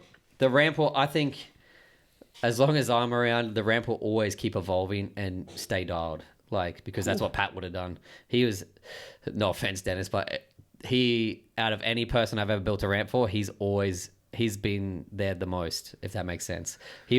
I didn't help at all with my ramp. Exactly. He was there at 7 a.m. till 5 p.m. all day, every day. Like, I was out filming with Rich the whole time you guys were building. Yeah, that's right. I would come and be like, sweep the shit off. I need to ride a little bit. Dennis. Filming. Yeah, filming each other jerk off, probably. Filming. Give me quotes on that, huh? Filming. All right. I'm playing. No filming. Nah, but I love that's it. sick. Like, that's it's like I think from even me looking at like, oh shit, they're redoing Pat's ramps. They must be doing an event. They must be doing something, but just the fact that it's like, yeah, we're just switching shit up for Reed. We're just fucking making it cool. Reed wanted a little quarter pipe on the hip to like, and then he learnt a new trick within the first day of doing it. Fuck like, yeah. And then I was like, if we take this part of the spine out, like, you'll get a straight shot at the step up. He's like, oh, I don't know. Like, and then I did it, and he was like, what? This is so much better. And then I finally built a bridge from the house to the sitting deck. Yeah. And a little roll in so you can hit the jump. And everybody was just like, how was this not done straight away? And I was like, I don't know. Because like now Chase's mom, Pat's mom, everyone gets to go hang out on the, like, you can just walk up a set of stairs and go hang out the whole time now. Like from the house to where everyone like sits the on patio? The no. No. Oh, is there a video with the newest ramp? I know what you're talking about. All the newest stuff you've done? I guess they're just little mods. And you fix it up. I know what you're talking about though. So like you can literally, you don't have to like climb down and go across like you used to have to. I might have something here. It's filming. Someone has it in their Instagram, I think. Fuck, I don't take any photos of builds or stuff. I just take photos of people doing snorkels and Swampfest. Partying. Yeah, pretty much. I have every video ever. Swampfest grape sites. Yeah. But it was just like a nice way for anyone that's there, their kid, like Chase, to go hang out with Reed on the deck. Or yeah. Like anybody, like, what's the name? Jacob posted a clip. Jacob Thiem posted a clip yesterday. You could sort of see it. Oh yeah, I think I did see that. Well, that's amazing. And we'll continue to do that every year in, year out. Yeah. The older Reed gets, and the more he wants to ride, and the more he wants to do. Like, if he wants to hit me up to do anything, I'll be like, all right, let's do it. So that's cool. And then volume Yeah, volume demolition. That's huge news. Because you've completely revamped everything since you've been a part of it. Been trying to, just seeing what goes good and like my other job in a way. Yeah. Like dealing with all the riders and putting all the products through and like design and all that sort of stuff. Like, and then Lars like the easiest person ever to work with. And it's like, so pretty much I go to the gym at 5 a.m. every day. Well, most days, and do all my emails and all my demolition and volume stuff before I go and do construction all day. And then I ride in the Arvo. That's usually what I try and do. And if I don't get that done, then most stuff, it sort of lags in a way. But the volume demo stuff, I'm just trying to, I don't know, bring it back to like what it was like when all the market dudes are on, you know. Mm-hmm. And no offense to anyone else out there, but the easiest thing to do is just to have a crew that is already a crew. Like you think of We the People, and a clat is doomed. Like, yeah. Then so it's like it's easy. Like, so we like all the fast and loose dudes except for Corey and Cody are on demolition. Yeah, yeah. Like, which I don't really get. Like, it doesn't matter. Like, and then the volume thing come up, and I was like, what is it doing to La? I don't know if I talked about this last time. I was like, what is it doing? I think we alluded towards I don't think that you were doing the volume demolition stuff. I don't think we could talk about it. I don't think we could. It was happening, but we couldn't talk about it. Or pretty much, long story short, hit up La. I was like, what's it doing? And then I said, if you put me, Chris, and Paul on for this, like, we can sort of work with that. Mm-hmm. And he was like, yeah, for sure. And I was like, okay, sick. Because volume back in the day was always like this, everyone, like Wessel, Castillo, like all those dudes that were on it were like people that rode everything. Mm-hmm. And I'm not saying Paul, me and Chris ride everything, but like I like to ride everything. Paul does. Like, yeah. Chris is probably just straight bowl guy now and dirt jumps. Like, he's probably one of the best dirt jumps riders ever, but there's not many around for him. But anyway, so we did the volume and demo thing, and then I like worked with La with that, and then I pretty much was just like, you know, we're getting paid, and then I was like, I like royalties a lot because it's like, you know, like the more you sell, the more you earn. Yeah. In a way. So I said, and that's when I think we did talk about this. I can't remember. Anyway, I jacked up the royalties like an insane amount. I think I told you about it because I know what royalties around majority of the brands are, and like, you know, like, and I was like, fuck it, like let's shoot for the moon. And then some things I said to La, he was like, no. And then he raised other things to make up for it. But he said yes to 90% of things. And I was like, well, do you want to make the price more? And he goes, nah. And I was like, what? And he goes, nah, like you guys deserve like these royalties if you sell it. So like it doesn't like, and like I said, he's the easiest, the best person I've ever, like the best person that the way everything's working right now is really good. Yeah. Like, yeah. I'm super busy with ramp building and he's super busy doing all that sort of stuff. So sometimes when I'm like, hey, I'm sorry I didn't get around to much volume with demo work this week. And he's like, it's okay. Because like when you do put that effort in, it's just like 3 weeks worth of work in like a couple of days. Yeah. Like, and that's the way I sort of work. I just sit down on my computer and just pump it all out. But anyway, he was like, I was like, can I get more like all these royalties? And he's like, yeah. And then, you know, so we're getting like $30 a frame, which is like unheard of. Like these days and age, like most companies, from what I know from a lot of people, like there's no royalties. Like, well, I mean, we heard that. I honestly don't know that. Dennis would obviously know, but it's like we heard that. I mean, I don't know about I only know my little world. Yeah. I don't like what Panza talked about was when he was. I haven't watched that video, but everyone says I should go watch that video. It was that Colt he wasn't has getting no royalties. From what I know, from what I got told, and I haven't watched that video or anything like that. And I love Colt and Robbie and everyone on there. Like, there's never ever any bad blood. And if they ever want me on a trip, I'll just go on it anyway. You know, I should just show up. They're in AZ right now. I should just show up and be like, "What the fuck's up? You guys didn't invite me?" And Robbie would probably just laugh. He'd be like, "You motherfucker!" I was like, "Come and get your team drunk now." But like, that's the way it is, and that's the way it should be with everything. Like, you know, you guys had Ron Bonner on recently, and everything he talked about is like the coolest shit ever. And like when everyone's like, oh, every brand hates every brand, it's like, no, like the more people work together, the better it is. Every time I mention something to La or anything about anything or you, and I'm like, we should just do a collab, and someone someone would be like, oh, but they're 2 parts brands. I'm like, I don't give a fuck. Yeah. Like, who wrote the rule book on 2 parts brands working together? Yeah. You know what I mean? Like Odyssey and Demolition. Like, yeah, you mentioned Dennis, that. I was like, that'd be awesome. Yeah, like, why not do a trip? Like, why just not make do both collab, brands like, look better and do good. It's not gonna. Why not make the same part with both brand names on it?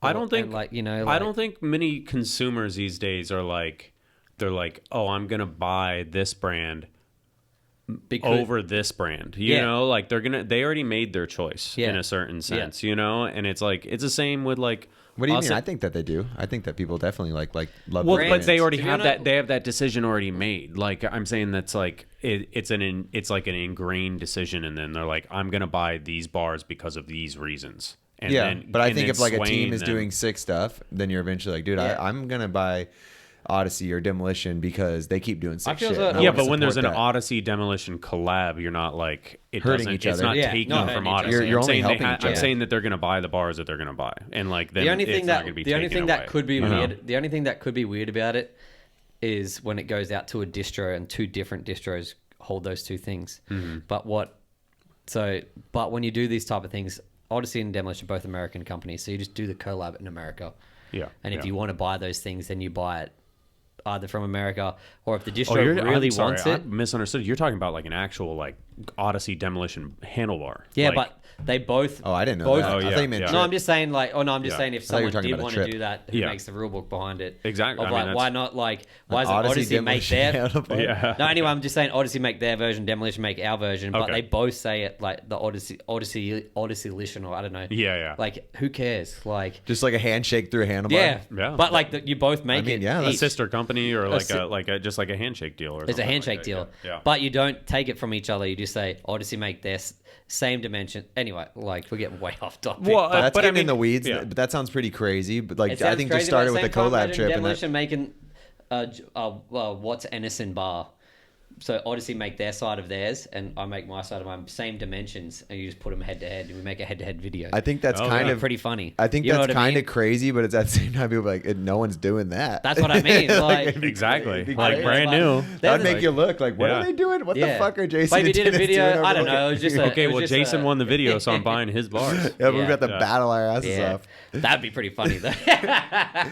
But anyway, like just sit like that, like and I like always it. down with I'm it. down. I like it too. Sister brands have done stuff like that, like Sunday versus Odyssey. You know, like it does. They went amazing. It was like one of the most successful things of that year. Most brands are cool with each other. Like there's only a very like that are like fuck that guy in a way. But I feel like brands only hate like distros and stuff like that. Like that's where they really beef is like the business. I wonder.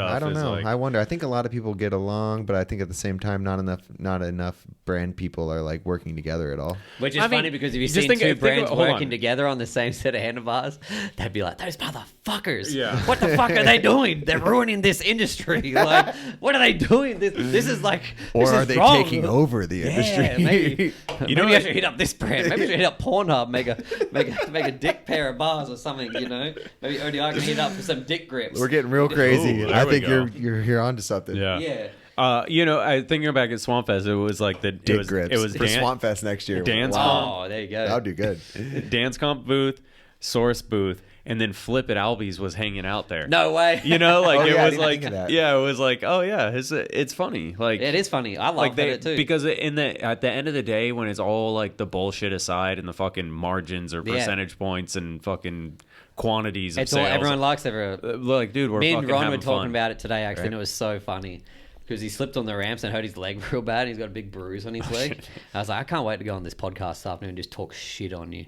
I'm going to tell you that I whacked you with a 2x6 today. I said, what the fuck's Ron doing here? He's what the hell? Like, and I was like, I'm just going to go and talk shit, and then we'll just start this online beef that we hate each other, just so people come to Claremont to see if us maybe fight. And he was joking around. He was like, "Oh my god, that'd be so amazing." Man, he went on the podcast, and then I did mine next week, and we just start talking shit. Like, yeah, Ron coming to this job.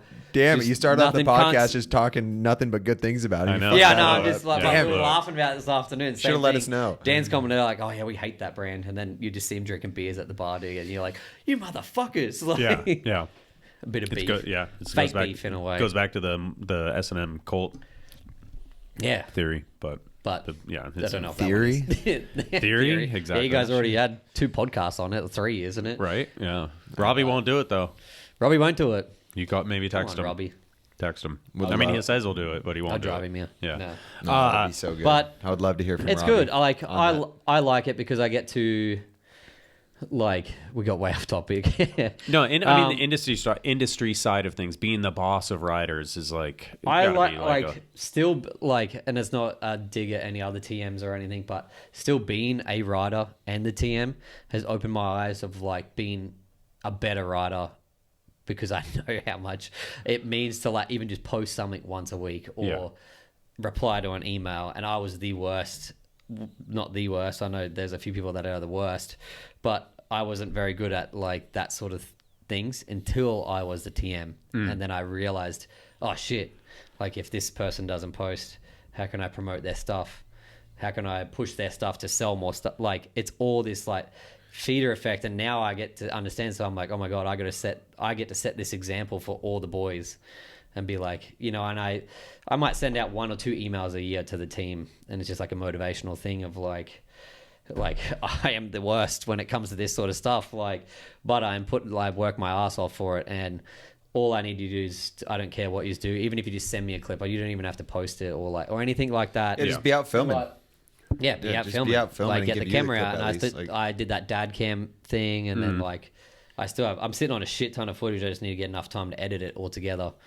And then just things like that. Even if I was a brand and or a brand manager or whatever, I'd be at least just, if you're not going to post, send me something, Yeah. If you're riding. That's what I said. Yeah, I said, you don't have to post. I said, just let us get something. or if you just don't feel like posting it, just text it to me. Don't even say anything. Just send me it. Yeah. Text it. And I'll do something, and I'm working with Lon. It's a slow and steady sort of thing. Obviously, you guys BMX, have made some big changes though. Yeah, obviously the industry ain't doing that the best either. But everything that we have in the works is working really well, and the team is slowly starting to some people quit, some people come in, and I took some steps with some people that did nothing, just feeling it out here and there, and then I have kind of poking them. Just hey. The hardest thing that I'll say is working with distros. 100%. Yeah. Because I have these dudes overseas. Obviously, Australia is really easy with demolition volume because of Terry from BMX Mafia. Shout out Terry. Man. Is the easiest, best person to work with. So anyone in Oz is always hooked up. And I know they'll get their parts. I know I don't have to really deal with it. So it's really easy that way. And then Europe, Bodo from Sport Import is really, really good too. And he has he looks after Paul and Sikaran and a few other dudes out that way. And then the UK, I've talked to them a few times, but there's so many good riders in the UK, and it's very hard to get stuff. There's a few distros that are very hard, and it's we don't get many sales. I'm well, when's the last time you hooked up a new rider or something? Yeah. And I see these riders because I'm always because my visa didn't come in last year, didn't mean I didn't go anywhere. I went to Europe for 3 months, built the Source Bowl. Built all that stuff. I kind of forgot about that. Yeah, that was my last year. He does a lot. Yeah, we filmed. Not lazy. Yeah, went to Europe, built the Source, did a road trip, and I filmed Ike and Tom for months, and 2 of the best UK riders ever. Yeah. When you hang out with them, you're oh my God. Tom Russell's amazing. Ike, obviously, I just saw him for the first time this year at Battle of Hastings, but watching him rip that bull is fucking insane. And which is fun. So this is the UK sort of market in a way, and I'm not stabbing or digging anyone down, but Tom breaks a lot of frames because he runs 120 psi or something like that. He might just say because he's sketchy, but I think he runs really hard tires.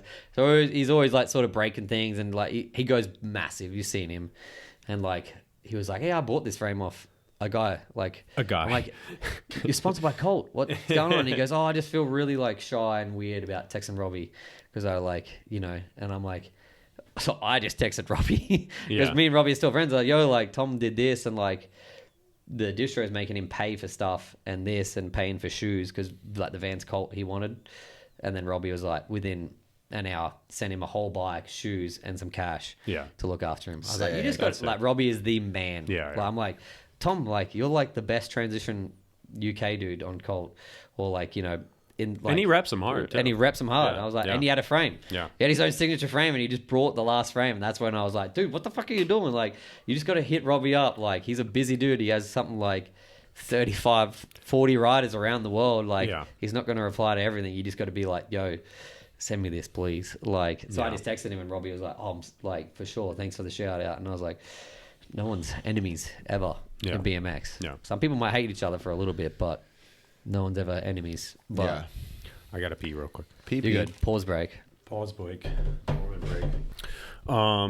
Industry guy, distros, margins, royalties. Jesus Christ. Builds the industry, does the industry, is the industry. I like it though because like I'd like the business side of things, so I get La to send me. This is the first year, well obviously I've only been doing TM for like a year, so I got La to send me every sold part in a spreadsheet of every rider and everything, so I could see what sells and what didn't. Oh wow. And put it all together. Who sold the most parts? You're a freak. I can't tell you. Yeah, you can. Me. Chris, I think. Chris. Yeah, well, if it came, awesome. if you did a percentage of like Chris doesn't have as many parts as other riders. Okay. And if it came down to a percentage, like Chris sells. And makes sense, dude. Yeah, no offense, man. like to SE, but no one was going to buy an SE Chris Fox frame. Right. So as soon as I put him on volume, put it as a Thunderhoof frame, and his frame he was out for like 4 months, and he sold a lot of frames. Yeah. And I was like, yeah, because like if I was a kid and I loved racing, I wanted to watch someone go fast and do bull riding. It was Chris, but I'm not going to go buy an SE. No offense. I'm not going to go buy an SE frame. So when I first put him on volume, I was like, whoa, this could be crazy because this is the first frame someone actually want to buy. That's Chris's. That's like an old racer or something. And then, like when I was like, yo, Chris, like you sold a lot of frames. Congrats. And gave him his royalty check and he goes, whoa. I was like, yeah, dude. It's working. He was like, it's working. Like, that's when I get stoked. I'm like, well maybe we're onto what I'm something. doing is working. Yeah. Like, maybe it isn't. Maybe it is. And then, like, you know, I see bars. Like, obviously, all the fast and loose stuff did really well. So I was going to say, we didn't touch on that, but you've done a good job of just, like, kind of turning fast and loose into something, you know, like just the collab stuff. Like we used to do it with Demolition and Market, so and like Market was might like not, be there, but like we did fast and loose bars, like all that sort of stuff, and it's that awesome. really helps out too because it's just like you're not buying someone's signature stuff. It's sort of like you're supporting fast and loose. Yeah, you're through that. supporting fast and loose. So when that would happen, the royalty just get split between the whole crew. No, just a fast and loose. So this last royalty I put to like a separate account, and I've just been stacking fast and loose cash to send the boys to Oz for a trip. So so that's good. I mean, it's hearing you say that, it goes back to the earlier thing. It officially is not like gone. It's it just gets recycled. Taking a break, fast and hibernation and loose. And if Tyson from like we're just working it out. We're both like pretty broke at the moment because we're both. Well, I'm owed a lot of money and he's just like owed a lot of money too. And so right now we're just trying to get things settled, and it's a lot of money to go into like a big clothing drop, like, and you know, get so you want to do something with Tyson, like, so that's what you were saying earlier. Is you want him maybe to be the backhand man? He wants to be the backbone. He might be my backhand man. Backbone already. He would do a good job. He knows what he's doing. He already knows like everything. So.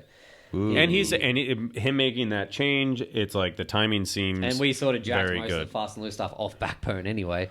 Like in a way, like the way they ran the crew and the way everyone was like. Yeah, it's all. So he hit me up and he was same thing as like, he was like, oh, like, and I could understand what he was going. I was like, fuck yeah, you can help me run fast and loose from Oz. Like, Backbone already sells worldwide. Wow. Like from Australia, shipping everything's already done. Just need shirt designs, money and shirt designs to send there. So, I mean, do you have like are there shirts in stock already ready? Like the shirts, we sell out pretty much of everything. Yeah, but that's what I mean. Like you guys could just re-release shit. Yeah, that's what we will. Like re-up on stuff. Yeah, you guys made so many cool shirts. Yeah. Like I would want some of my shirts again.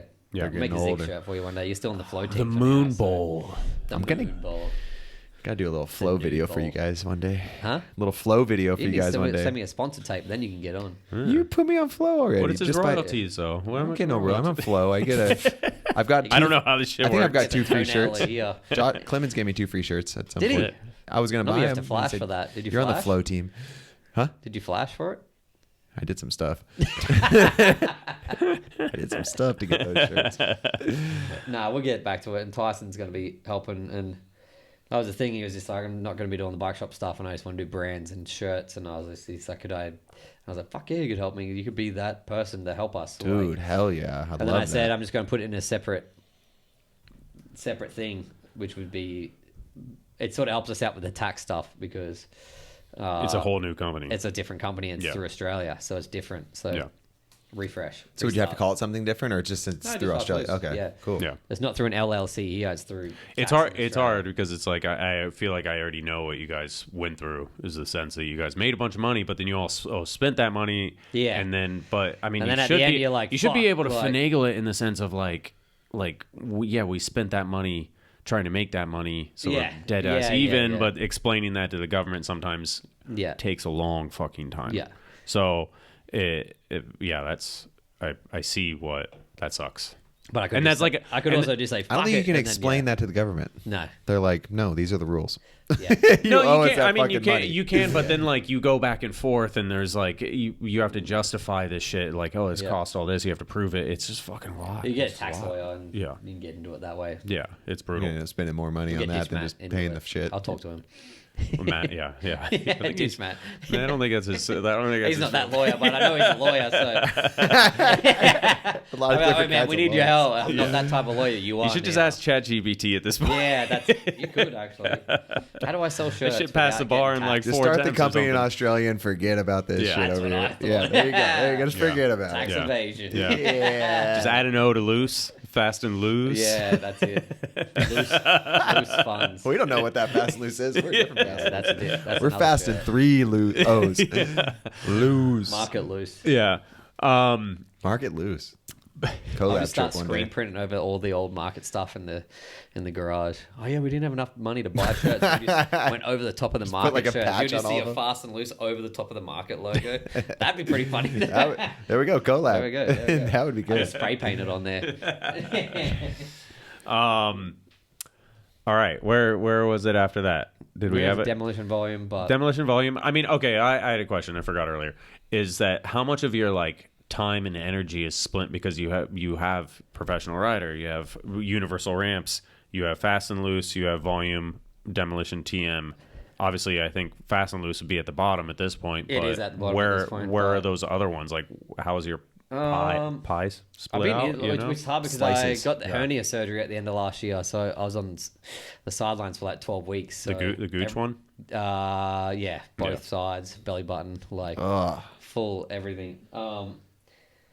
So everything's, I feel as though Universal Ramps is definitely like up there because that's like a lot of work and like my passion in a way, but so fast, like everything is. And then Demolition Volume is pretty easy at times until I have to but I'm constantly working on it as well.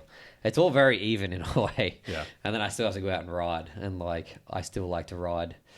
There's still things that I want to everyone's always, you get to 30 or something, everyone's like, when are you done? I was just like, what do you mean? Sometimes I drop in, I'm still riding better now than I ever have been. And I'm fucking 32 in a month. Still very young. You know what I mean? So it's just, it's hard. And then being the TM, setting the role for a few other people and being yo, let's go. The hardest thing is it's I want to do trips and film I want to film and do trips with everyone. The ramp jobs do take up a lot of that time, but as long as I can pencil them all in, then it's not too bad. How are you so you had Pat's ramp, you have you have this Claremont one and Darcy's, and then Chad might have to get something to make it legal, possibly. Curly. Yeah. Oh wow. And some then permit shit. Yeah. Some permit stuff. Just fucking it might brutal. Be something. Something simple. Put some shed space. I know he's having a underneath. kid. I know Chad's having his second kid in Has that been within announced? a month. His second kid? Yeah. Yeah. Okay. All right. They had it. No, but announced that he's having another kid. Oh, Okay, yeah, I just didn't want to. Sorry, put that, yeah, I didn't know. Yeah. But it's within this month, so we couldn't we're just trying to I'm just trying to time it to where it's nowhere near that in a way. So, and then I'm sure I could be like, Garrett, you want to change some shit? But end of April, early May is when I want to go and film for 3 or 4 months straight. just go on the road and ride. There's a lot of things there's a lot of parks I've been to. I know you'd probably have the same feeling of street stuff you've seen that are like, you're like, fuck, like, all right, I have to go back just for that one thing. Mm-hmm. And there's like a lot of those that I know are at certain spots, and it's all between Colorado and Oregon and further. So that I know. I just want to like, and right now Claremont is the best thing for it because I work all day and then I hit that skate across track for an hour and I pump my ass off. After surgery, I'm starting to feel that power and that strength in my legs of like the pull and like, you know, like on Wednesday you were riding so much better than you were like 3 weeks ago. Yeah, like just like insane amount of difference. And the strength of hitting a quarter real fast and not like feeling like you're collapsing, if that makes sense. Yeah. And I had that collapse feeling for almost a year and a half because my stomach was tearing out. Yeah. So like I'm starting to feel it now, it feels so good. Like pulling back and landing and not being like, bleh, like. So just trying to get through this job, and I'm probably going to stay and ride it for a month straight. So, and then after that, there's talks of doing something crazy for Battle of Hastings. So I might have to go over early for that. There's talks about building another skate park in Germany. There's talks about building stuff in Pennsylvania. Like it goes on. It's crazy. Yeah, it's hard. I assume it's kind of hard because like, you know, you're like, I just want to chill and ride. And then, but you have these opportunities. And I can't say no to some. Yeah. Like, you know, I don't know, in a way. How many like ramp building companies of your caliber? I mean, you know, Dennis said you're the best. And I feel like I think he's the best. And I'm not trying to shut anyone down, but modern day, like what he builds is the most fucking modern fun shit to ride. And I think, I was going to say, I don't think you're wrong because I think his like attention to detail and what you were talking about, the different radiuses and seeing the lines that people are going to do, even if they're it's his eye, how good he is, and like and how good he's building, like the combination, like yes, like Wessel was like Ron, that back like in the they're day all where like Wessel that. could know like what was. It's more so like everyone is as good as a ramp builder as I am. But like I said, if you rode street the whole time and you're trying to build a ramp, you don't get those ideas of like big transfers and trying to lining them up and lining them up angles, and, like, which is crazy because Ron's still really good at it. Yeah. Like, and like I said to Ron today, actually, I was like, yo, it's crazy because I'm from Australia. So when I built all my skate parks, it was all self-taught from like, I took carpentry from building houses and my knowledge of riding and a couple of videos, but it was all self-taught. The puppy snoring is just fucking me up right now. It was all self-taught, and when this is the first job I've worked with someone like Ron or Wessel, like ever, like or any other ramp builder in the US, and I watched what he was doing, and it's exactly the same as what I do, and it's like exactly the same way I do it, and I'm like, I said to him, that's so relieving to me because I'm like, that I didn't really learn from anyone, if that makes sense. Yeah, like, yeah. And Ron is down with anything I say or anything that I'm doing because he loves it too. Mm-hmm. He goes, "Oh, that's fucking sick. I'm not going to be hitting it, but I want this. Like, let's do this." I want to see it. Yeah. And like, you know, sometimes he's super restricted because he's the Woodward guy now, and he can't just go to Woodward and building at Claremont. Yeah, Woodward are going to be like, "How's the kid going to get?" Gary's already getting these questions like, "So, is there anything built for the kids back there?" And Gary's like, "Oh yeah, like, yeah. Look, let me turn you around and face you." Whoa, like, and Ron's like, but that's for the kids though. The kids need to grow into that. Yeah, like, that's how the future is built. We have Ramp Fest in Melbourne, and kids as soon as like that's like nothing's under 6 foot there, and kids love it. Like you said though, in the bowl, and like they just want to pump around the. There's dudes as good as you at the woodworking and the ramp building, but like I just think Jason, his abilities and how modern of a rider he is, it's like man. Like, if there was more stuff built by him in contest courses, I think BMX would evolve. And I think, and I'm definitely not putting something on Wessel or Corrigan or others exactly, That's but so like fucking young. He's in this phase right now where you are like, it's not good enough. Me? You know, Yeah, like for sure. it's like you're like it's got to be perfect. I have a list of transitions, like, and I change them by 50 mil just to test them. Yeah. Because when I hit a quarter and I get. Like, I have this 6 foot quarter you can This is an Excel spreadsheet of building ramps. I have a 6 foot quarter you can air 12 feet on. Yeah. And I, like, change it. Well, Dovey can. Yeah. I've seen him do it. Like, it's been no joke. It's insane. Like, Chad's 6 foot at the back. Like Chris aired at like 10 feet, and I was like, oh my god, like okay, so that's where a 6 foot quarter can get you. So like I adjust these things. So every time I do a build, I learn more and I adjust transitions that I already know, and I tweak them a little bit to get to that perfect, like the 10 foot that I use at the source. Every single one I've been hit up for about 6 times. Every rider's like, can I get that transition off you? And I was like, nah, get fucked. Nah. I'm like, yeah. Like Larry hit it. Yeah, the high air one. Larry hit me up for it the other day. Did he? What are you going to do? Break the high air record or something? Like, I've seen Dovey go 17 on that one. 17 or 16. That's the same one you built at the racetrack? Yeah. That was so that cool. one. Yeah, right. The double into 30-foot double. That was the best. That was the simplest, cool. best thing I've ever done. Exactly. Simple is good. Sometimes. I was like, someone was like, "Where are you going to do high air?" And I was like, "We could put it off the first jump." And everyone's like, "You're fucking crazy." And I was like, "Let's do it and let's see what happens." And Dovey hit it first hit. He goes, "I think I could beat my record on that." I was like, "There's a photo of it just there on the left." Or this one, right? Yeah. So is it here? No. Nah. Go down and be ACT jam. Keep going down. That's the quarter pipe up there, just there. Try that one. I think this could be it. I have videos on my phone of it, but that's a nice that shows it. But quarter. I think there's. And that was really built on uneven surface. I just had to see what I wanted, but that's that's a first straight racetrack jump. That's amazing. Yeah. Man. Dovey hit it, and he probably had it like 16. I reckon he probably got none of these ones, but the one he actually did, it would have been about 16 feet, I reckon. I mean, so was this a high air contest? Or was it just a quarter? I mean, just a quarter jam. Yeah, like that's sick. Yeah, no real. Go down a bit more. He might have another one. No, that's it. No, I think that was it. Wasn't it before? Cody's tagged. It'll be in there. I have another one of him on it, but. There's a really good one that he just goes so high. It was a long time ago, wasn't it? No, it was only in October. No, yeah. Oh. So, fuck. I'm just like we're getting there past South Africa. Little maggot, eh? Look at that. Keep going. Well, I mean, explain Dovey. Why? How the fuck does he exist? Well, we and him I remember when he was such a little dweeb, and we just been riding together all the time. And then he hit 18 and he started drinking beers and turned into a little mongrel. So, there it is. Oh, there it is. They're down 2 more. That one. That one's pretty big. That was just testing it. Like, you'd hit this racetrack, like, brah. That's a clip, though. That's the one where you can really see it. Boom. He doesn't know if it can over that thing. Oh, that was a fake Steve's account, wasn't it? Yeah, right. That's the perfect quarter. Yeah. Like the perfect quarter. I think that's what's that Claremont. I think that's what you had before my box jump. Yeah, it is. That's the one. Yeah. You invented it there.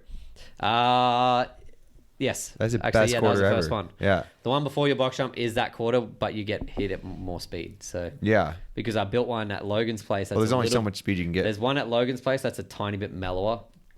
And I was steeping it up at your place, and I built it at yours. And you built Logan's place? You built some ramps, dude. Yeah. So I keep tweaking them and making them better, bigger and better, like better and better. So, and I just learn more, and then now having Ron on site is like unreal. It helps, it's sick. When I always think of Wessel for designs and stuff like that. Is Wessel still doing it? He did Simple I know he did Simple Session, but outside of that, I feel like he does Woodward full time. If I'm not, him and Ron work on it together, from what I understand, from what he might have been saying today. And then Wessel does a lot of stuff in just Pastrana Land and the 199 YouTube. Is it 199 YouTube channel? Yeah, or something like that. Yeah, he works full time for they just built a vert ramp. It's called the She Shed in Pastrana Land, and it's probably the coolest vert ramp ever. I don't know if you guys have seen it. No. Type in, is it Lindsay Skate? Go to Livewire. They might. Who built that crazy ramp in Tennessee? The one at the really rich dude's house. Is that a Wessel's? That looks like a Wessel's. No, Corrigan's great too. We forgot to mention his name. He's on that list of the badass. Corrigan's up. Yeah, there it is. There. Go down. I'm not following Gilmer. This vert ramp with the little banks on their side. Go to his tag. Wait, that's at Pastrana's house? That's at Pastrana's house. And why does Pastrana need a vert ramp? He's just like, let's do it. Lindsay. His girls. Oh, yep. Wow. Wait to see the finish. Go to his tagged. It's funny. I've never clicked somebody's tagged. thing on Instagram. Ooh, look at that Canadian. Dude, that's insane. I think that's Osato, though. You need to get hold on, let's just pause. Yeah. Let's take a moment Osato. I got no service. Over there we should do an Osato podcast. Yeah, we should. That'd be a good... Ron would be a really good one. Ron would be great. Look at Ron. Yeah, Ron's looking like old man winter. Holy crap. It looks cold as shit, too. They both look cold.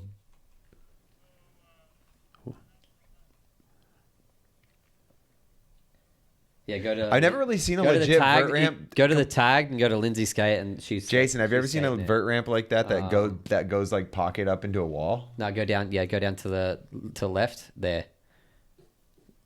And go to... Shit. Go to the one before it, sorry. I have it here. That one. This one? Possibly. There it is. There we go. And she has a clip of skating it. Look at those banks on the side. Dude. It's just so sick how... They said it... Ron was saying it's 6 foot quarters up the top. Those are 6 foot. Yeah. Wow. So you can hit it doesn't look that big, but he's like, they're 6 foot quarters up the top there. With the war, like... It's so sick how it's like it goes straight up to the wall like that. I've never seen a vert ramp that just runs into a wall. Yeah. Amazing, the coolest, dude. That probably is the coolest vert ramp ever. Yeah. Amazing. Dude, that's so crazy. Pastrana's that's where everyone was right before this, and he just like, Wow. Insane. That quarter to like even off the vert ramp to the wall back into the bank, like all those crazy cool war rides. Like imagine this hip. Yeah. Yeah, it's like an X Games vert ramp, you know, like back when they were like original and like they made crazy stuff. Making elbows in it. Yeah, like that one could be an X Games vert ramp when they were cool. Ugh. Vert ramps or X Games? X Games vert ramps. Okay. When then they make the crazy ones. They used to make the craziest vert ramps. Yeah, I used to like with the bowl corners and stuff. They would like make them crazy. They would put his ears over. Well, I guess that's another life change. Is you have a girlfriend. Yes. Somebody that was willing to put up with you. Yeah, somehow. Yeah. Yeah. The gym paid off. You got the abs, the 8-pack. No. I got the keg. I got tradie strength and the keg. That was go to the gym. You know, I'm gonna lift and like this really good body, and it's just like, oh my god, it stayed the same, but somehow I can lift a lot more. No, you were getting ripped for a second. I was for a second. Yeah. That Swampfest, I was like, holy shit, I'm getting somewhere, and then now. After surgery, it I mean, you were like, me. I mean, from what I remember from that podcast, it was like you were batshit crazy. Yeah, that was like not sustainable. Like you're gonna be either, you were gonna be like fucking Patrick Swayze in fucking Roadhouse. It was you're gonna be 1,000. It was 1,000 calories every day, and it was a 2 45-minute workouts. So it was 3 months. Yeah. Remember all this now. It's coming back. You were in the which is good. Psycho state. And I do we were like when he's telling us, we're like, okay. I do think about it, and I was like, yo, like that was gnarly, but it helps. Like, I think it helps now because like, imagine if I like the hernias probably happened because of that. Yeah, I know the exact day it actually happened when we were on the 2020 Tokyo Olympic build. Like the replica in Australia, and we had 600 sheets drop off of 1/4-inch ply, God. And we were like, challenge. Yeah, we had to carry them like 100 feet to like from one side of the park to the other because like the dude dumped it in the wrong area, and someone would work. I was like, just do one sheet at a time, be fine. Like there's 10 of us, it'd be easy. Someone would do one sheet, and then I'd see someone do 2 and go. And then I'd do 2, and then as I did 2 and I was coming back, the other person would be doing. That was 6 of us, 6 or 8 of us, and someone would have 3, and you'd be like, "Fuck, now I've got to do 3. Fuck, 3 sheets of ply was hard." Yeah, and then it kept getting up, and I did 7. Yeah, dude, that's too much. Yeah, 7 or 8. I think it was 7. How thick were they? 1/4-inch. So it was like I did 7 or 8. I got the record, and my mate was like, and I got it, but like I held it in like this stance, and I was like walking back, and they were like, everyone was puffed at this point, and I was just like, yes. And then as I was carrying it, I like was an idiot, and I like you can bounce it above your head, so you're like. So I bounced it above my head and I like carried it past me like this, and then I kicked a piece of stud, like a piece of 2x4 on the ground and tripped, and then stopped myself, and I guarantee that was the day it tore. But fuck it. We still went out that night. Guts on outside of my body. I don't care anymore. Did you feel it happen? Like a hernia is I where didn't get hurt, but like the hernia, it could be hereditary, it could be anything. Like nobody knows. Isn't a hernia where like the muscle slips through? Your stomach lining tears and your muscles, your intestines stick through your stomach in a way. And it can literally happen through hereditary. You could be born with it. Like my belly button one I was born with. And I had an Audi. And that's why they're like, oh yeah, that's your belly sticking through. As a kid. And they're like, oh, you should get that fixed one day. Like Colin got his done. Jeff Z to get his. I'm sure Jesse's not lifting 8 sheets or doing anything great. You know what I mean? Like it can be hereditary, and most males. But I mean, his camera bag weighs fucking 70 that's true, pounds. actually. So it's like that's very true. Yeah. And he might have 100 tomatoes in there. Jeff Z's ripped. Yeah. If anybody's ever seen 6 Jeff jars of honey, 72 tomatoes. No, he's not. No honey. He's vegan. Anyway, he was so like. I don't know. Whatever. I don't think it fitness hurts the bees. stuff, I think he has honey. Yeah, the fitness stuff definitely helped with my riding. Sourced correctly. Ooh, true. Yeah. The fitness stuff definitely helped my riding. When I was talking that last podcast, I could see the benefits of it. And then, which is funny because the hernia happened maybe like 6 months to a year after that stuff sort of faded out. And I was like, everything in life, I just pushed through it and just keep going. I just kept filming and kept always filming the lifestyle that I live. And then I was like, I can't wait till I get this surgery because I guarantee I don't know how bad I'm getting with this hernia. I bet you it's going to be fucking shitty ass the time I get it and get back. And I'm starting to feel that benefit now. What are we, almost end of March, 3 months after surgery. I'm starting to feel like, holy fuck. Like that's not too bad. That was really bad. Like the sauce, I had to strap myself every day. Jeff had the hernia brace too. Yeah. No, I just fucking put strapping tape.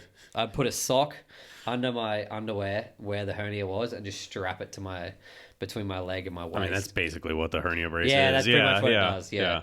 And that's what I wore, the sauce. Like, there's a video of me doing it. So you're holding your guts in. Yeah, pretty much literally. the whole of the sauce. I could probably ride for like an hour or two, and then it would start to get painful because it's pushing out so much. So I just strapped it in and just rode my ass off, and then I went back home, built skate park, and then got surgery. And wow. Yeah. And well, 3 months isn't too bad. That's not too bad of recovery to be it's not too bad. You're better off than where you were already. Yeah. Let's the Source Spark, because I felt that was like pretty interesting outside looking in, because they have that documentary where it was like these perfect CNC machined ramps, and then you're like basically come in and fucking hammer it out and then just replace it with like this traditional style thing. Yeah, you don't need all that shit. But what was what's your opinion on that style ramp? A 2-part question. Opinion of that style ramp, and then like what was the cost difference of like that guy, because I'm sure they asked him like, hey, how much is it going to cost to replace his bowl versus your quote. Exact numbers, please. I need to take a piss first, and then no, we're back. We're back. We're talking about the sauce bowl and the sauce build and everything before and after. And first, Dennis, are you going to be my Sauce Battle Hastings team?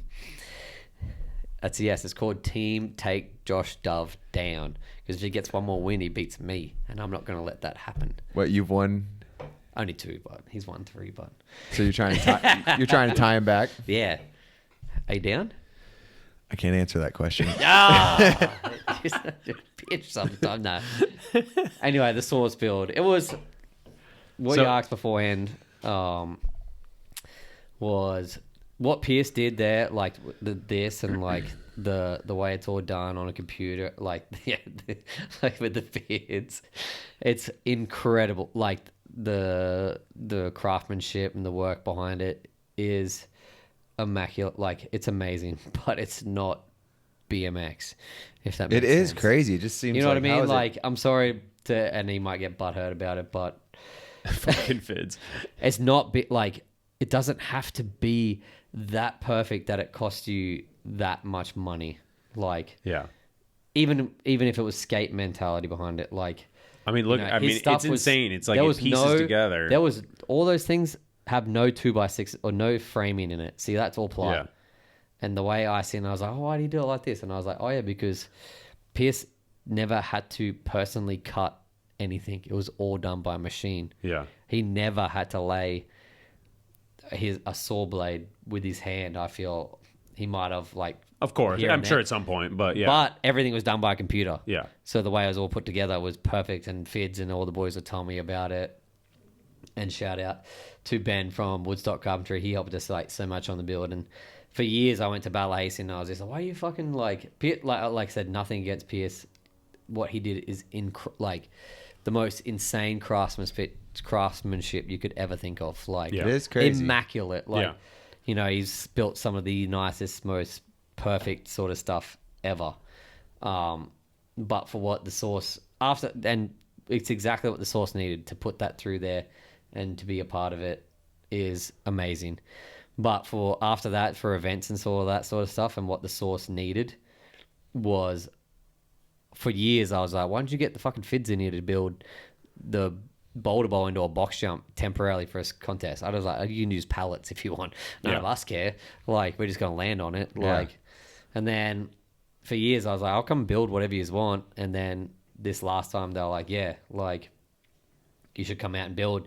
And then as I was, the whole year I was there, I was like designing this thing in my head, and then I sent it through to them and they were like, holy shit. And they're like, how much is that going to cost? And I told them, they were like, okay, let's do it. And it was like, a good amount of money, but maybe 1/3 of the price of what Pierce would have cost it up. Like easily 1/3. And I put ribs. That's just the way I do everything. So I wasn't going to change the way I do it because of the way he had already had it in there.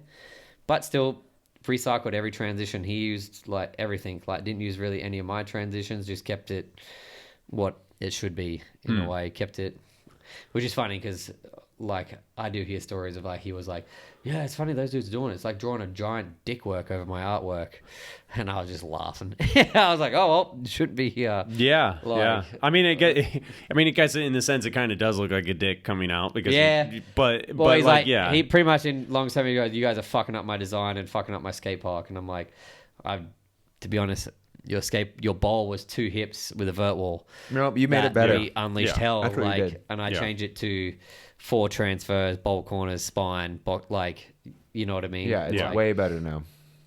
The contest this year was the best. I would like. I've been to like 5 or 6 of them. Way better. And I wouldn't say it was one of the best ones I went to because of the bowl change, but like the lines people were doing and everything that was, maybe it was because it was different. It was new. It was exciting to see. I mean, I've been to every single Battle of Hastings. Yes. And it was exciting.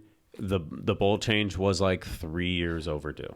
Yeah. And that's been Dennis's excuse for not going for a long time. On my team. But there was I didn't hear that actually happen, just so you know. This is what happens on the Unclicked Podcast. It's me, him, Japan. Yes.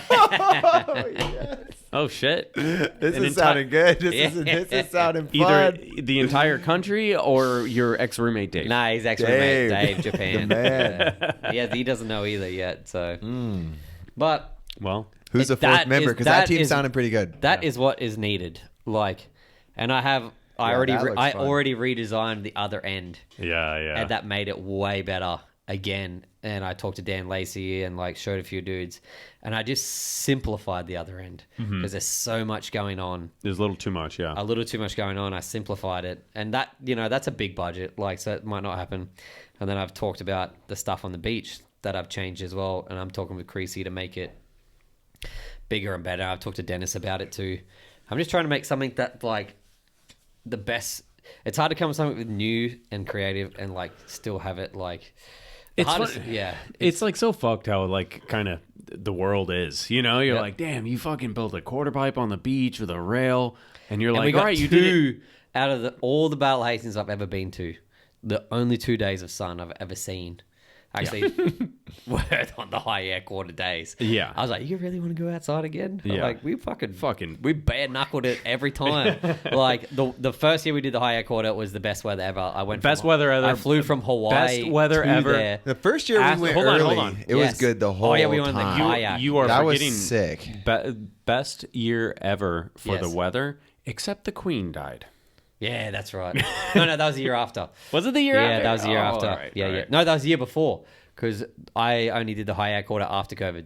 The COVID year was the year. That was the first rail year where Gary broke his finger on the rail. Yeah, because there was no quarter after the rail. Fair enough. Okay. And that was another thing that Pierce did, and he made it very difficult to reset up. And then I came in next year with Ben and went to redo it. And I guess he, smart ass, sort of went, good luck to him.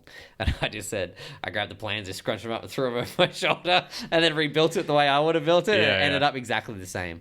and Ben was like, wow. And I was like, oh, actually, I made the stairs a little bit shorter because I fucked up by not taking a certain measurement away when I was doing it. I was like, oh, fuck it, we'll just cut the stairs down by one.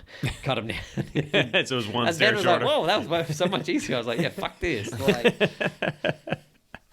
that's the BMX mentality. I could do it what he wanted to specific with the laser level, all that sort of stuff. It's like a McLaren engineer versus something, Ford GT. Yeah. Like, he's incredible what he did and what he does and how he does it. I understand it. I know how the computer programs work.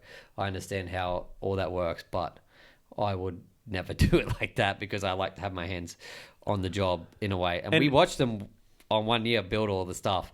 And what they built in the time frame. Is that what you were talking about? Yes. I don't know in the time frame that they built the berm and the roll in, I built half that bowl. Well, 3/4 of the bowl. Yeah. But my stuff probably isn't as neat as his. But Chris texted me like 2 weeks ago and goes, the bowl's dialed still. And I was like, oh, of course it is. Well, I don't think the average dialed and it's outside. Yeah, the average person's is not going to notice that either. Like, no, only us. Yeah. Only ramp builders. Yeah. That's the thing. Yeah, it's really nice, but what are you making it for? People to rip on you. You know, a lot of people will see that and be like, why the fuck they didn't change all the fucking ply in the bowl? What's that little strip up the top? Like, you know what I mean? Like, a lot of people see that sort of stuff. A lot of builders. Oh, see right that here, sort, right here. Like, this, this, that and that. Little corner right there? That's what Ike did, and it took him about 8 attempts. He'll hate this, but you see that little strip right in that extension in the bowl? Go up, no, to your right, down, down, right. Oh, up, right, up. Yep. See that little new wall coping? Right? No, in that pocket, but the little there it is. Oh. Yeah, see that? Yep. No, that little corner there, that's Ike's corner. And it took him a long time. Also, people don't know how many dicks we drew underneath that layer of ply. And I'll give you, my dicks might have been... My dicks. About 10% of it. 80% of it was about Fids drew a dick on everything on that bottle. If you take that first layer of ply and it just said Fids with a big dick on it. Like every single bit of ply under that. Tagging dicks. Yeah, because Ike, like, he's the fucking most insane. Wait till you see him ride. It's like a young Chris Fox, like, insane. And he didn't want to touch a piece of ply if it had a dick drawn on it. So every time we would cut one or a piece of timber, I mean, Fids would just draw a big penis on it and be like, here you go, mate. And he'd be like, I don't want you to do it. Okay, so you're bringing up Fids a bunch. I'm connecting this with the cancer diagnosis. It was on this job with me. Yeah. Like, I heard the story. I was with him and he was just like, fuck, I got heartburn. And this was after I caught him underneath the floor. Like, him and Ike, so I always partner people up with teams on a job site. And him and Ike were on this job.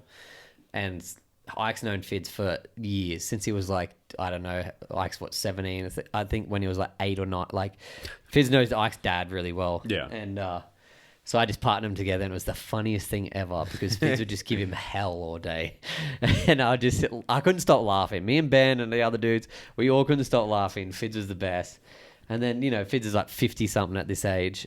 And the floor cavity on the deep end, like over that side, like the further side from us right now, is like this tall, like a foot. And we're unscrewing something or like screwing something in. And I was just like, I could hear Ike going, no, you missed it. Oh, no, you missed it. And I was like, what the fuck? I walk over and Fids is under the floor. This 50-year-old man is under the floor trying to put a screw up through the ply to screw something in. And I was like, what is he doing down there? Ike, you're like 17. You should be crawling under there and screwing off whatever he says, not this 50-year-old man. And then, like, me and Fids, we were hanging out like the whole time over the build. Like, and he's just like the best person ever. And he was just like, one day he goes, fuck, I got a bit of heartburn. He's like, feeling like a bit funny. And he would like, He was like, I tried to go to the doctors and they won't see me because I'm too old. Because he's like, as we said, he goes, oh, they won't give me. Oh no, sorry, the chemist wouldn't give him heart or indigestion medication because he's too old. Oh. Like, you need to go to hospital and get checked because like if something's like that happening, you got to get checked. He goes, fuck, like he hated it. Yeah. And then he went to, we finished the build. I went to Europe for like a month or two, like 5 weeks, and filmed and rode throughout Europe. And the time I come back, we did actually the qualifier. Sorry, before I left, I did the qualifier. I did a road trip through the UK and filmed, and then came back to Bala Hastings qualifiers and judged it after the build. And this is when he was in hospital that no one knew about because he hid it from everyone. Yeah. And he broke out of hospital, drove his motorbike to Bala Hastings qualifiers to watch Ike ride for an hour. This one he was really sick, savage. And then drove back on his motorbike. Well, I put pillows under his blankets to make sure the nurse didn't know that he was gone because he was really sick. He was really sick. Like, dude, what a badass. And I guess he was like, yeah, the nurses caught me sneaking out. Like, and they're like, where do you go on your, like, I guess he was like, getting checked all the time. They're like, so Fids, where do you go on your motocross rides? And he goes, fuck. Like, he was like, damn it, you guys been seeing that shit? Like, damn it, I thought I did really well. Like, and they're like, no, we know when you leave, Fids. Yeah. Like, and he was like, damn it. Like, so you're like, a 50-year-old fucking fully tattooed human being. A pirate. A tattooed. You're ripping the needles out of your arm when you're leaving, he dude. literally was. Like, yeah, and then, like, you're hooked up. He'd set up pillows and then get on his motorbike and go on motorbike rides and then come back to the hospital. It took him 2 weeks to find out what was really wrong with him. Yeah, 2 weeks in hospital he spent, and then he finally, and that but it happened on this job, and then I went to Europe for like a month, come back to Bala Hastings, and when I was in Europe, I went to Worlds in Germany, and he come out for that, and like he was sick, like sick, and he stayed back to help Corrigan tear down the ramps. He drove to Cologne, which isn't too like an 8-hour, 9-hour drive from Hastings, but over a border and all that. Yeah. And then, as sick as he was, still would stay back with Corrigan and took the ramps down at Worlds. What a boss! Like 2 months later, I think 2 months later after that he passed away. Yeah. Like he was still taking down ramps. And I heard he flew over for the Posh Jam. Yeah, that's like he was like, dude, I don't want to miss it. Yeah. Like so cool. Insane. Yeah. The story I heard was that he was like literally on that job and he was like, my stomach kind of hurts. Yeah, that was it. That was my it. stomach hurts. Yeah. Like that was it. Like, and then he was like, he put that story out and just like, I don't want your fucking sympathy. Like, insane. The man. Creasy talked to me about his funeral and just like how like he went in with the fucking, what's that song where it's like, I am a fire starter. Like it was like he went into the fire with that song. Like he planned out his funeral and just like, he's the last boy I kissed. Actually, I have a video of it on my phone. Right in the lips. Right in the lips.